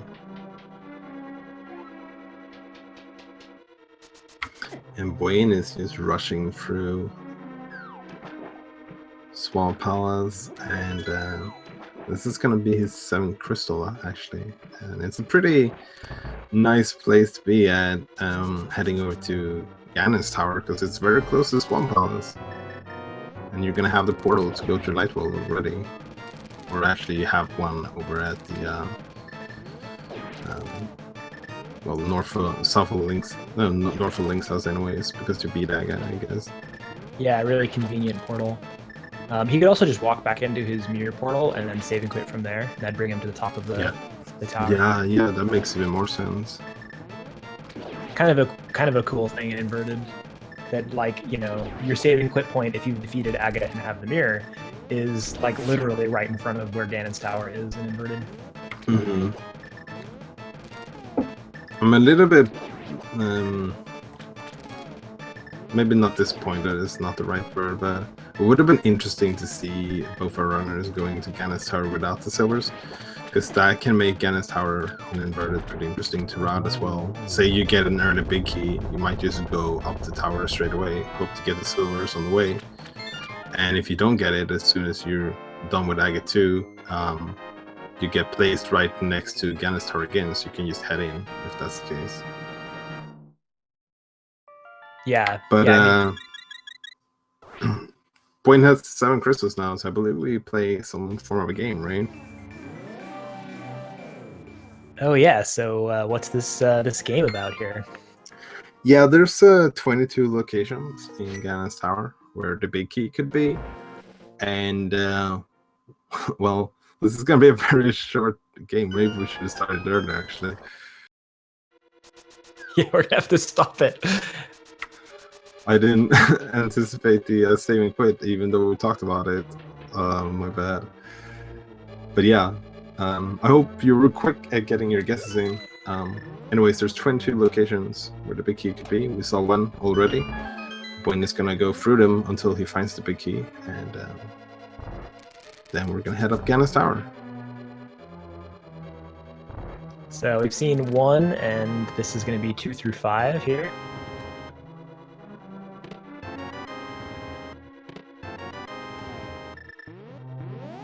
Okay, looks like he's doing a Dark Magician. Mm-hmm. So I'm not actually familiar with Buane's endgame. Is this a common Buane move? I'm not sure. I would say it's maybe not uncommon, but I'm not sure if I would call it common. That would be a good question to ask him after the race is done here, actually. Oh, good point. Yeah. So I'm seeing some confusion in chat about like what's Dark Magician, and I'm sorry for using jargon and lingo that might not be clear. There's a couple different ways that you might route Ganon's tower to try to find a big key that have been established as like the best ways. And one of the ways, it's a slightly riskier strat, but it can pay off, is what Buane has done here. Go to the left side first, check those first 5 locations, and then go to the right side as he's doing now. And we call that Dark Magician after the person who pioneered the strat. Mm-hmm. Hey, got a sand card from it, so totally worth it.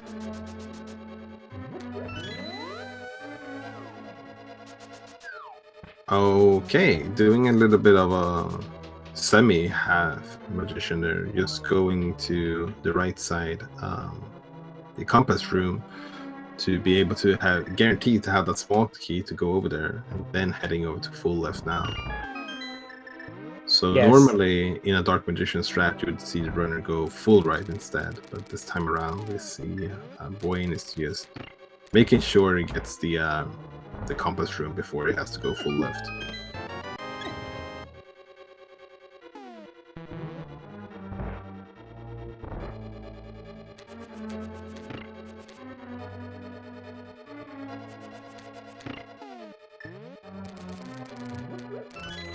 So seeing some NMG strats here from Buane. Obviously, like Andy, also runs NMG, has a really good time.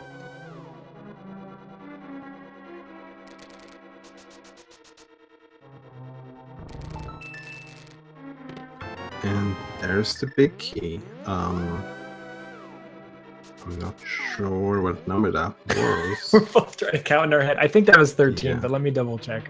I trust you more with math than I trust myself, so... Yeah, pretty sure that was 13. See, I'm pretty sure Shad is gonna correct us as well, if that's not the case. Looks like Shad is saying... It's hard because it's like not a standard route, so you know you have like these items in your head about which chest is which number. But it was, let's see, let's count out loud. It was the torch, it was the 4 in the Dark Magician room, so that's 5 total. 2 in the Hope chest makes 7, 4 in the Compass room makes 11. You have the Firebar room for 12 and the Fire Snake room for 13. So I'm pretty sure that is 13. Let's say it's 13. Okay, And closest to 13 was number 14 from Morbis 99. So GG. So I'm getting the guessing game right.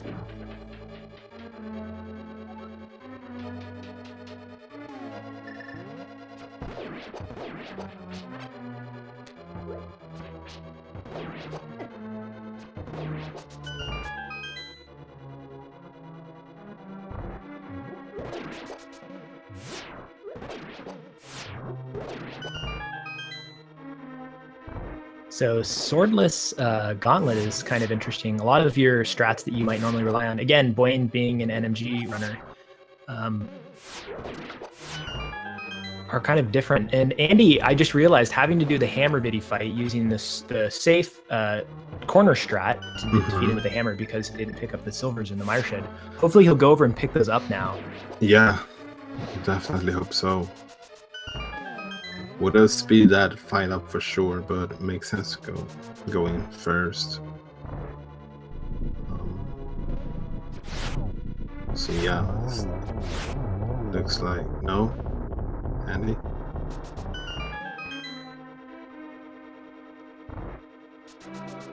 Oh no, looks like he's going back over to swamp.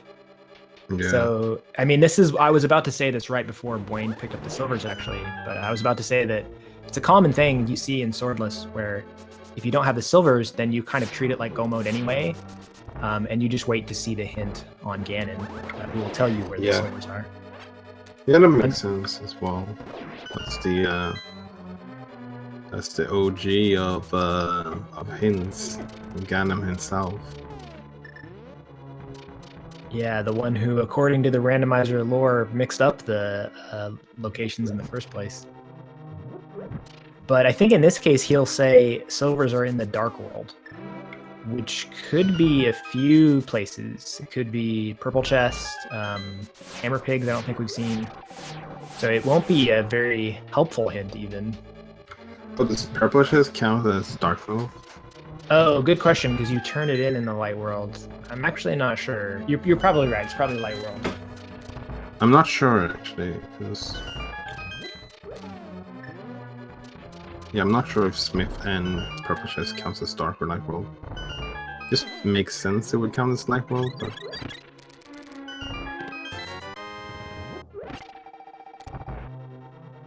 Buane checking some extra chests on the way up here. Not sure what he could be looking for at this point. Have the silvers, have 17 hearts, have red mail, and all the bottles. Half magic, perhaps? Oh, some teasing, some Harvard teasing there again, going on. And there's the Titan Smiths in the last chest after Moldorm. Only in inverted. Yeah. Normally in non-inverted modes, unless you're playing like entrance, maybe, you would never be able to find a Titan Smith there, or you're doing no logic or overworld glitches or something. Yeah.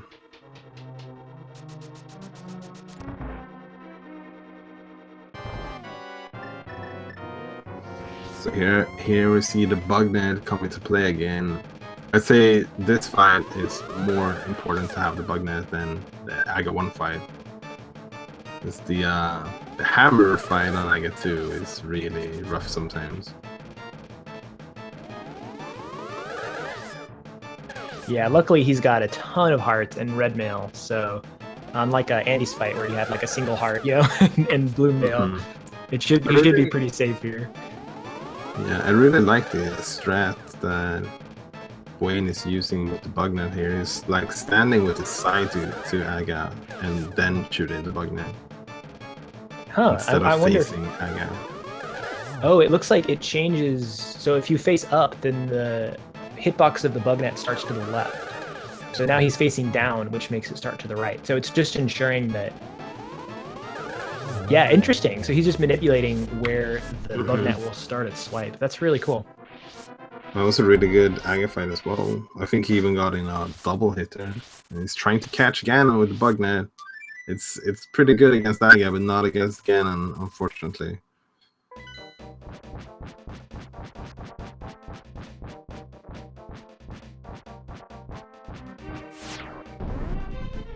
So Buane about to enter the Ganon fight. as we mentioned earlier, yeah, he's gonna have to use the hammer, no swords.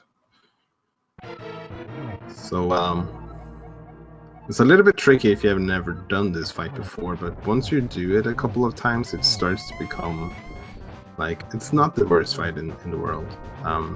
The hammer does temper damage. That's pretty nice. Ooh, You getting have really to good temper. RNG here. Mm-hmm. This is what you want, where there's a 1-tile gap between Ganon and the wall. It allows you to get in 12 easy hits. You can just wed yourself in like Buane is. Yeah. So that should be phase 2, right? Yeah, it should be. I wasn't counting, but yeah, it looks like it. Yeah, so really impressive Ganon fight right now. That was a really nice phase 2 on Argus as well from Andy. Yeah, Getting blink and you 4 miss shots. it.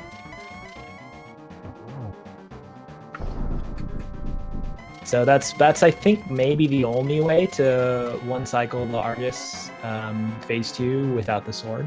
I'm not actually positive. Don't call me on that. Oh no, well I guess Well, silver arrows would be the other way. Yeah, so rip silver arrows.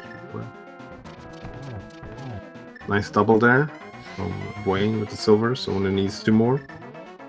It's a good position to get a double. And there we go. Nice. That was a very nice Ganon fight from Buane. Swordless Ganon. Easy peasy. A lemon squeezy.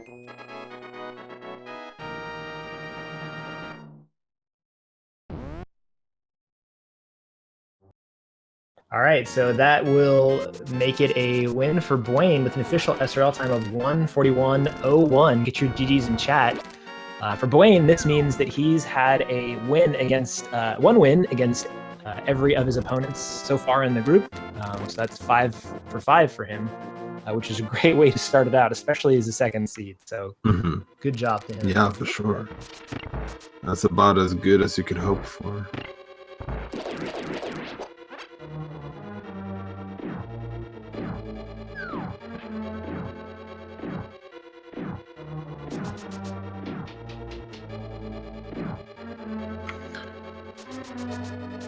Yeah, major GG's to Buane and Andy.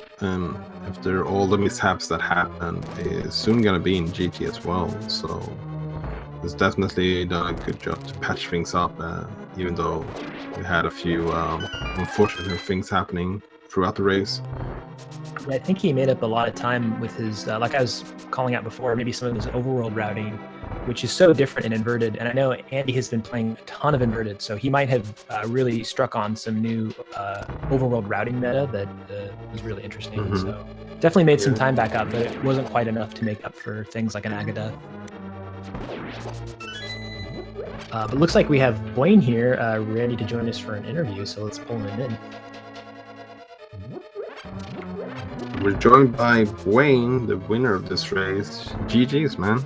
That was an impressive run. Hey, Walter. Hey, everybody. Thanks for the GG's.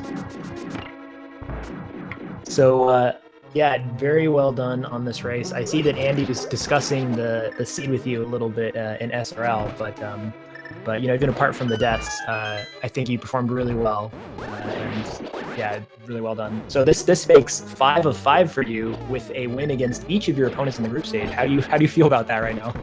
Honestly, that's pretty amazing since I was very not afraid, but we have a very strong group. I think we have one of the strongest groups, the 6 of us, and it was going to mean you're going to play a lot of fighting matches against some really good opponents, especially against Andy. So it's only a third of the way through. We'll see how long we can keep it up, but so far so good, that's for sure.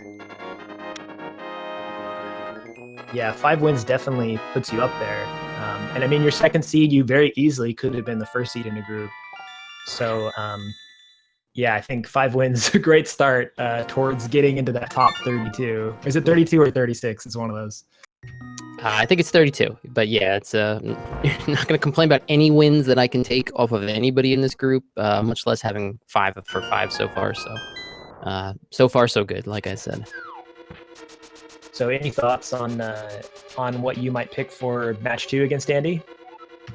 You know, I was telling somebody, I pretty much was very confident Andy was going to pick some kind of swordless inverted. I was a little surprised it doesn't have hard mode on there. I figured it would be swordless inverted hard. So I was putting a little bit of practice into inverted and kind of putting off swordless practice a little bit, but I was really expecting this and figured, you know, Andy being Andy, he's got a lot of experience with those kinds of more challenging modes.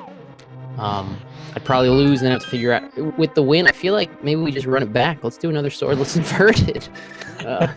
This one went okay, I guess. It was kind of fun, you know. So maybe we'll just run it back. I have no idea.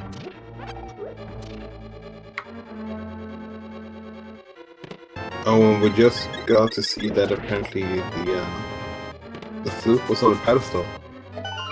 Great mitts location and a great flute location, Yeah. right? Wow. I guess we're playing inverted with those two. Yeah, it's almost Yeah, starting to especially- sound like. I never. Go ahead. Oh no, I cut you off.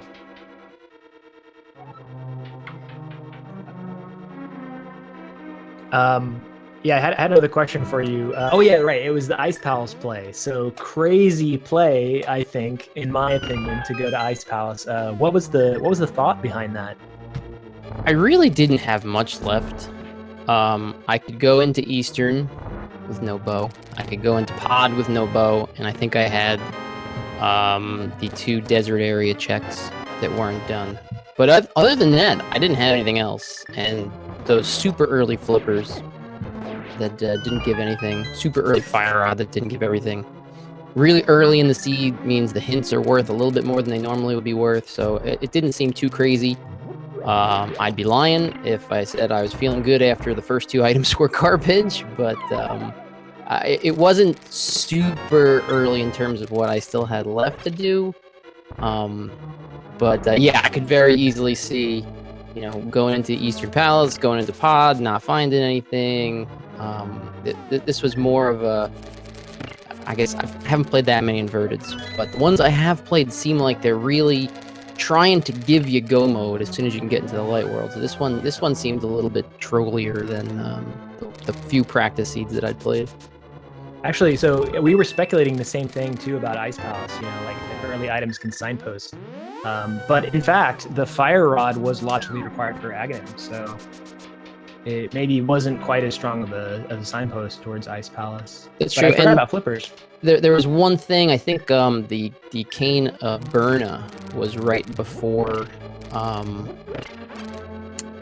maybe right before I went. It was very close to when I was going in there, because I remembered it. I said, okay, well, maybe it's Spike Cave, and I actually did think of the 2 chests on the right side that are locked by Berna. That was a slight additional push to maybe, hey, go check out Ice. But I don't think it wasn't even like Berna was locking the bow anyway, because it was an Ice Tea room. But Wait a minute. Sorry to cut you off. no, go ahead. I thought that those chests were no longer considered out of logic without an invulnerability item. Am I wrong? about You're that? asking the wrong person. I actually don't know. Okay. I know at some think point it sort of that's, was, but I'm not sure if that's still the case. Yeah, I think they switched that, so the Burna or Cape would only be required for those chests if you're playing 1-hit KO mode. All right, well That then used to be the I guess reason why. I Yeah, don't they even used- think I realized it until I was in there. I said, "Oh yeah, that's right. I got Burna. This is great because now that's another indicator I can pass over these spikes." So it's not necessarily something I thought of before I was already in there, but I felt better about the dive when I realized I had Burna. I guess that was some false bravado after realizing that. But yeah, I mean, it would have been a crazier play had I basically full clear the overworld, and that happens a lot in inverted. You can basically check off almost every overworld location your first pass around the light world when you get there. That seems to be a pretty common theme for inverted.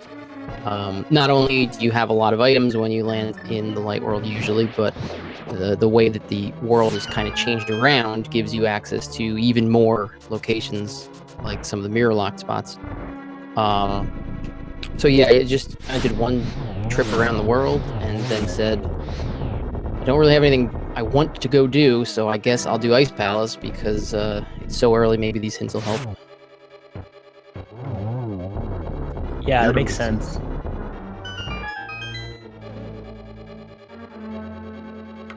Nice bottle collection there, by the way. for blue. I was worried. I was worried about Vitreous. That I actually didn't realize I'd already had the first blue one. I probably would have only just bought 2, but I was a little worried about having to do Vidi. You know, I figured I would just brute force it, buy a bunch of blue potions, and hammer as many of the eyeballs as I could. And then, of course, silvers are right there, so kind of wasted some time. Yeah. Perfect item location to have them, right? Yeah, I had no idea what the proper play is for that in Swordless, like literally no idea. I checked a couple extra things up on Death Mountain when I was probably in Go mode. I hadn't been to the Mire area yet, but I did a couple checks like the Hera checks and Ether Tablet. A couple of the extra things on Laser Bridge, obviously, because they're right there. But I actually had no idea what the proper play there is. Do you just rush Ganon and see what he tells you, and then go back to that location? Do you full clear GT? I didn't know. So getting them right there, was pretty nice because I didn't have to decide anything else. Yeah. Well, you I think checked the Buane shed, obviously. Yeah, that too. So what are the odds? That might be the first time it's ever actually helped me out. It's usually just something that's being mean to me. Yeah. Well, it's a good run to have it be helpful then. Yeah, first time for everything. Ooh, Andy, with just barely enough magic to get through this room. I think there was maybe one other small magic pot he could have picked up. Yeah. But definitely had to worry about. I'm not sure if you have any magic potions left. There's a fairy. That's all I know. I think one of the bottles that you guys picked up was a blue potion, perhaps. Yeah, on the floating island had a blue potion. Yeah. Yeah, right. I think that was the nicest part about the seed is it gave you all 4 bottles pretty quickly too, and in Swordless, bottles seem to be very comforting. Again, limited Swordless experience, but in my experience, having bottles and access to that blue goo that's right there in the Dark World if you don't have Flute to get to the potion shop. Well, I guess you can't get to the. I just can't get to the potion shop really very easily and inverted anyway. But yeah, just again, you never know when something's gonna become really hard. If you get beat up going up GT and you only have a few hearts left for Aga 2, that'd be like the worst place in the world to die. So. Yeah, you got a very early blue mail as well, and a fairly early red mail as well. Yeah, I loved seeing that blue mail. I think it was the first chest, or one of the chests in Skull Woods or something like that. That was nice. So Andy, he was pausing there. Maybe he's because he was replying to stuff in SRL chat would be my guess. But deciding to do a hammer fight, and it'll be interesting to see if he just like dives right in and does the Ganon fight to get the hint. I would imagine at least, or if he's going to try to meme out the silverless, swordless Ganon fight. I hope he's got some potions if he's going to go with silverless. Yeah, that's true. It's not going to be a great Silver Arrow's hint. I guess it's just going to say in the Dark World. I don't know how much Andy's got left at this point, but... Yeah, we were trying to figure that out. Yeah, it shouldn't be too much in the Dark World, but I'm actually not 100% sure. Yeah, I think it's at least purple chests and hammer pigs. But other than that, I think you guys did both clear a lot of the overworld and the Dark World. So we know that Pyramid Fairy can't have anything. I think Andy saw a hint for that.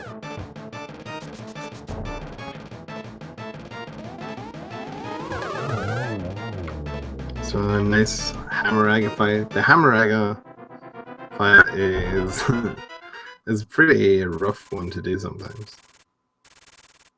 Yeah, I don't know if he just prefers the hammer or if he's just doing it for fun because he knows he's already lost. Well, I know now from experience that Bugnet Ag 2 is not that much easier. Probably safer in that you're going to take less damage. But I bet you can do it faster with the hammer. You just have better control over where you're hitting those energy shots. You did a really good Bugnet fight though. Got a double there as well. You had an interesting way of like using the Bugnet. not seen that before, like standing towards the side against that guy instead of facing him I towards- couldn't. Yeah, those first like 6 cycles, I did some of them backwards. Like I would set it up in my head. All right, here's where the shots are gonna go. So I need to move and turn this way, and I had like reversed, and it started clicking a little bit more towards the end of the fight. But yeah, some of that stuff early was some big whiffs for me. So Andy also having a really beautiful first part of that fight, also getting a 2-in-1 as you did as well. So he's gonna get the hint here after he finishes phase 3, and we'll see if he decides to meme or if he's just gonna abandon ship and go try to find those silvers. Yeah, shout out to that nice location for phase 2 Ganon. Yeah. Yeah. For sure. Well, he's equipping the. Yeah, he's going for the Silvas here. Okay, here we go. Oh, it looks like he's using pause buffer strats for reference. I know a few people use the fire bats as reference. I'm not sure what his reference point is here, but he's got something set up. Yeah, I would not be able to tell you. I've never seen this Silvas fight before. I think you're going for the 4th frame on the 5th fire. Not that I've ever tried it before, but pretty precise.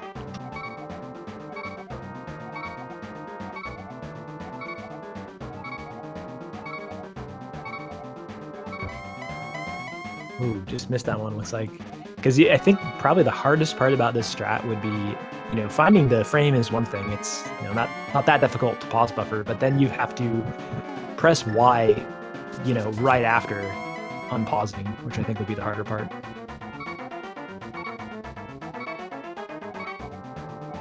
But this is Andy. I mean, he does frame perfect tricks all the time.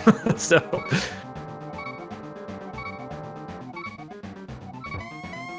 I don't think I've ever personally seen more than 4 silverless hits in the swordless fight.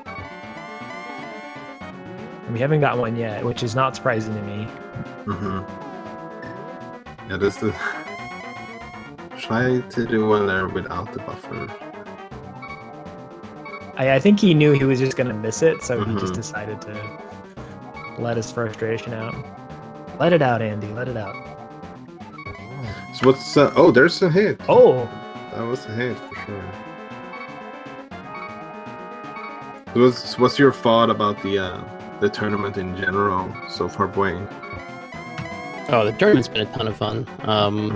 And I'm not one of those who've run a lot of the crazier modes. Not that there's anything too crazy in this, but I'm a very vanilla, standard and open kind of racer.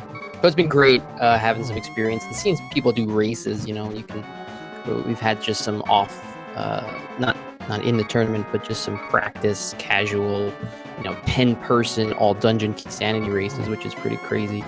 So that's been a lot of fun, just having races with a bunch of the people who were in the tournament to try and get some experience at Randomizer and swordless and things like that. So yeah, there's been tons of great, interesting races on so far. There's plenty more great, interesting races to come, and whether you're watching or playing, it's a ton of fun.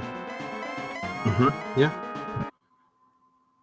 so Andy now up to 3 hits, at least last I saw.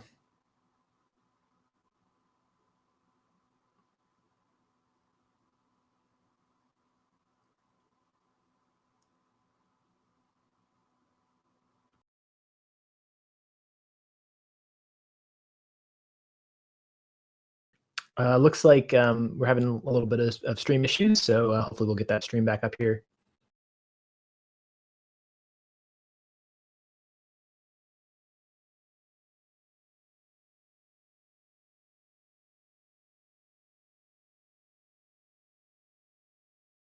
But yeah, so you're in a pretty stacked group as well. I mean, I think you have Killer App in your group. Am I correct about that? Yeah, Killer App, McLagging, DKS89, Matt7898, and Andy. And as far as I'm concerned, like I said before, that's a really strong group. We got a couple people in there that, didn't have the luckiest qualifiers, so they ended up seated, I would say, way below where their normal skill level might normally put them. So of course, unluckily, they all end up in the same group as me. And we joined this tournament to play fun games against really good opponents. So I guess we all get to do that a round earlier than maybe other people would do. But it's just a lot of fun. A lot of good players, a lot of experienced players, and you know, our group has moved a little slower. I'm looking at the leaderboards for some of the other groups, and they've played almost half their games now, and we're coming along at a bit slower pace. But it just means there's plenty more good games to come for us. Yeah, that definitely sounds like a pretty stacked group. I guess, to be honest, most of the groups are really competitive because all of the top 96 players definitely has things to add to the groups for sure. And it's interesting with all the different modes. It definitely gives people a chance to shine in modes that they might feel more comfortable with than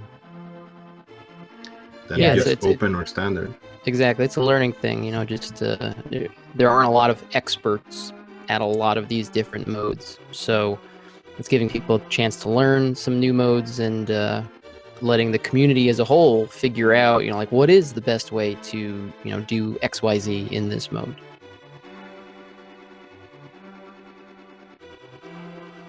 Yeah.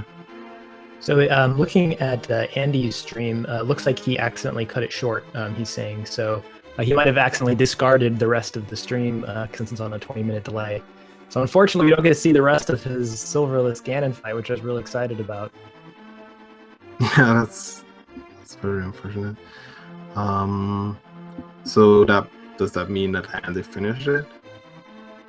Yeah, so spoiler alert, because this is supposed to be in the future, but considering we won't get to see the rest of it, Andy did finish in second place with 2 hours, 7 minutes, and 38 seconds. Nice done, Wood. So I can only imagine that he finished off that Silverless fight there. So 9 minutes left of pause buffer fun that we missed out on. Even if we're not going to get to see the rest of it, just GG to Andy for sticking with what sounds like it was not the luckiest run. You know, that's going to happen to anybody, even when you're as experienced as Andy. We all know he's a great runner, and sometimes it can be even harder when something's really not going well, and you know you've lost, and you just want to throw in the towel. If he had beat me by you know, however many minutes has ended up being, I don't know if I would have finished out the run. So just GG to him.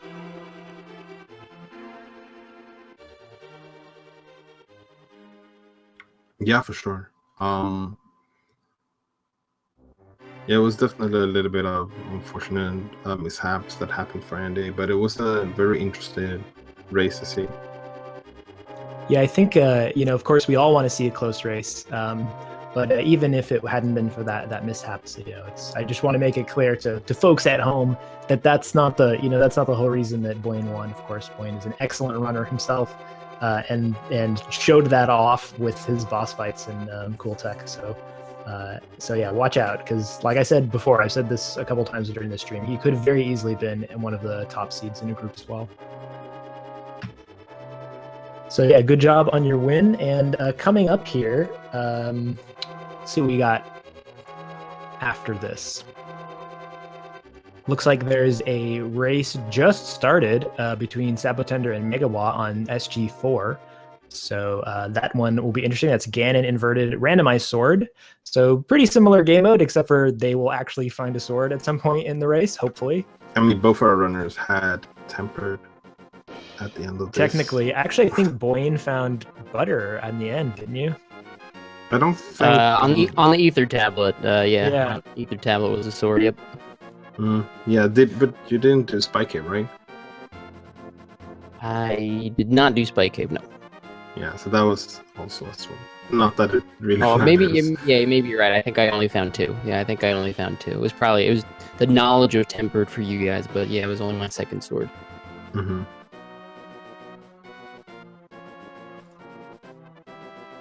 Yeah, so they'll find actual swords instead of just some rupees. And then later tonight, we have Gland versus ZZZ Cube. So both these really hype races. I mean, it's hard not to be excited about every single race because, I mean, pretty much everybody, right, who makes it into the top 96 here is going to be a really good runner.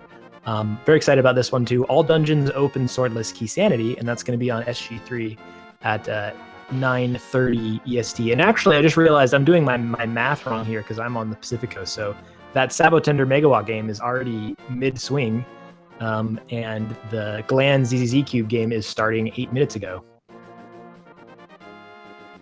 So what are you guys still doing here? Go over there and watch that race. Did you have any final thoughts, Walter or Buane? I just want to say, GG to Andy again. Thanks to you, both of you, for the commentary. Everybody else behind the scenes making it happen. You guys have the hard job. We just have to play the game. So everybody who watched along, everybody who's still here in chat, GG's as well. Plenty more game. 2 more games between me and Andy, so that'll be fun. If you enjoyed this one, or if you want to see Andy get his shot at a seed that doesn't quite start so badly for him, you'll get your chance. And yeah, just thanks to everybody for tuning in, helping out.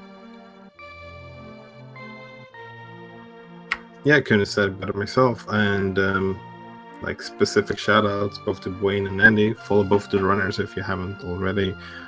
And shout outs to our tracker, Magic 8, for tracking this race and keeping us updated on what's happening. And thank you, Kieran, as well, for co-commenting this with me. It's been fun.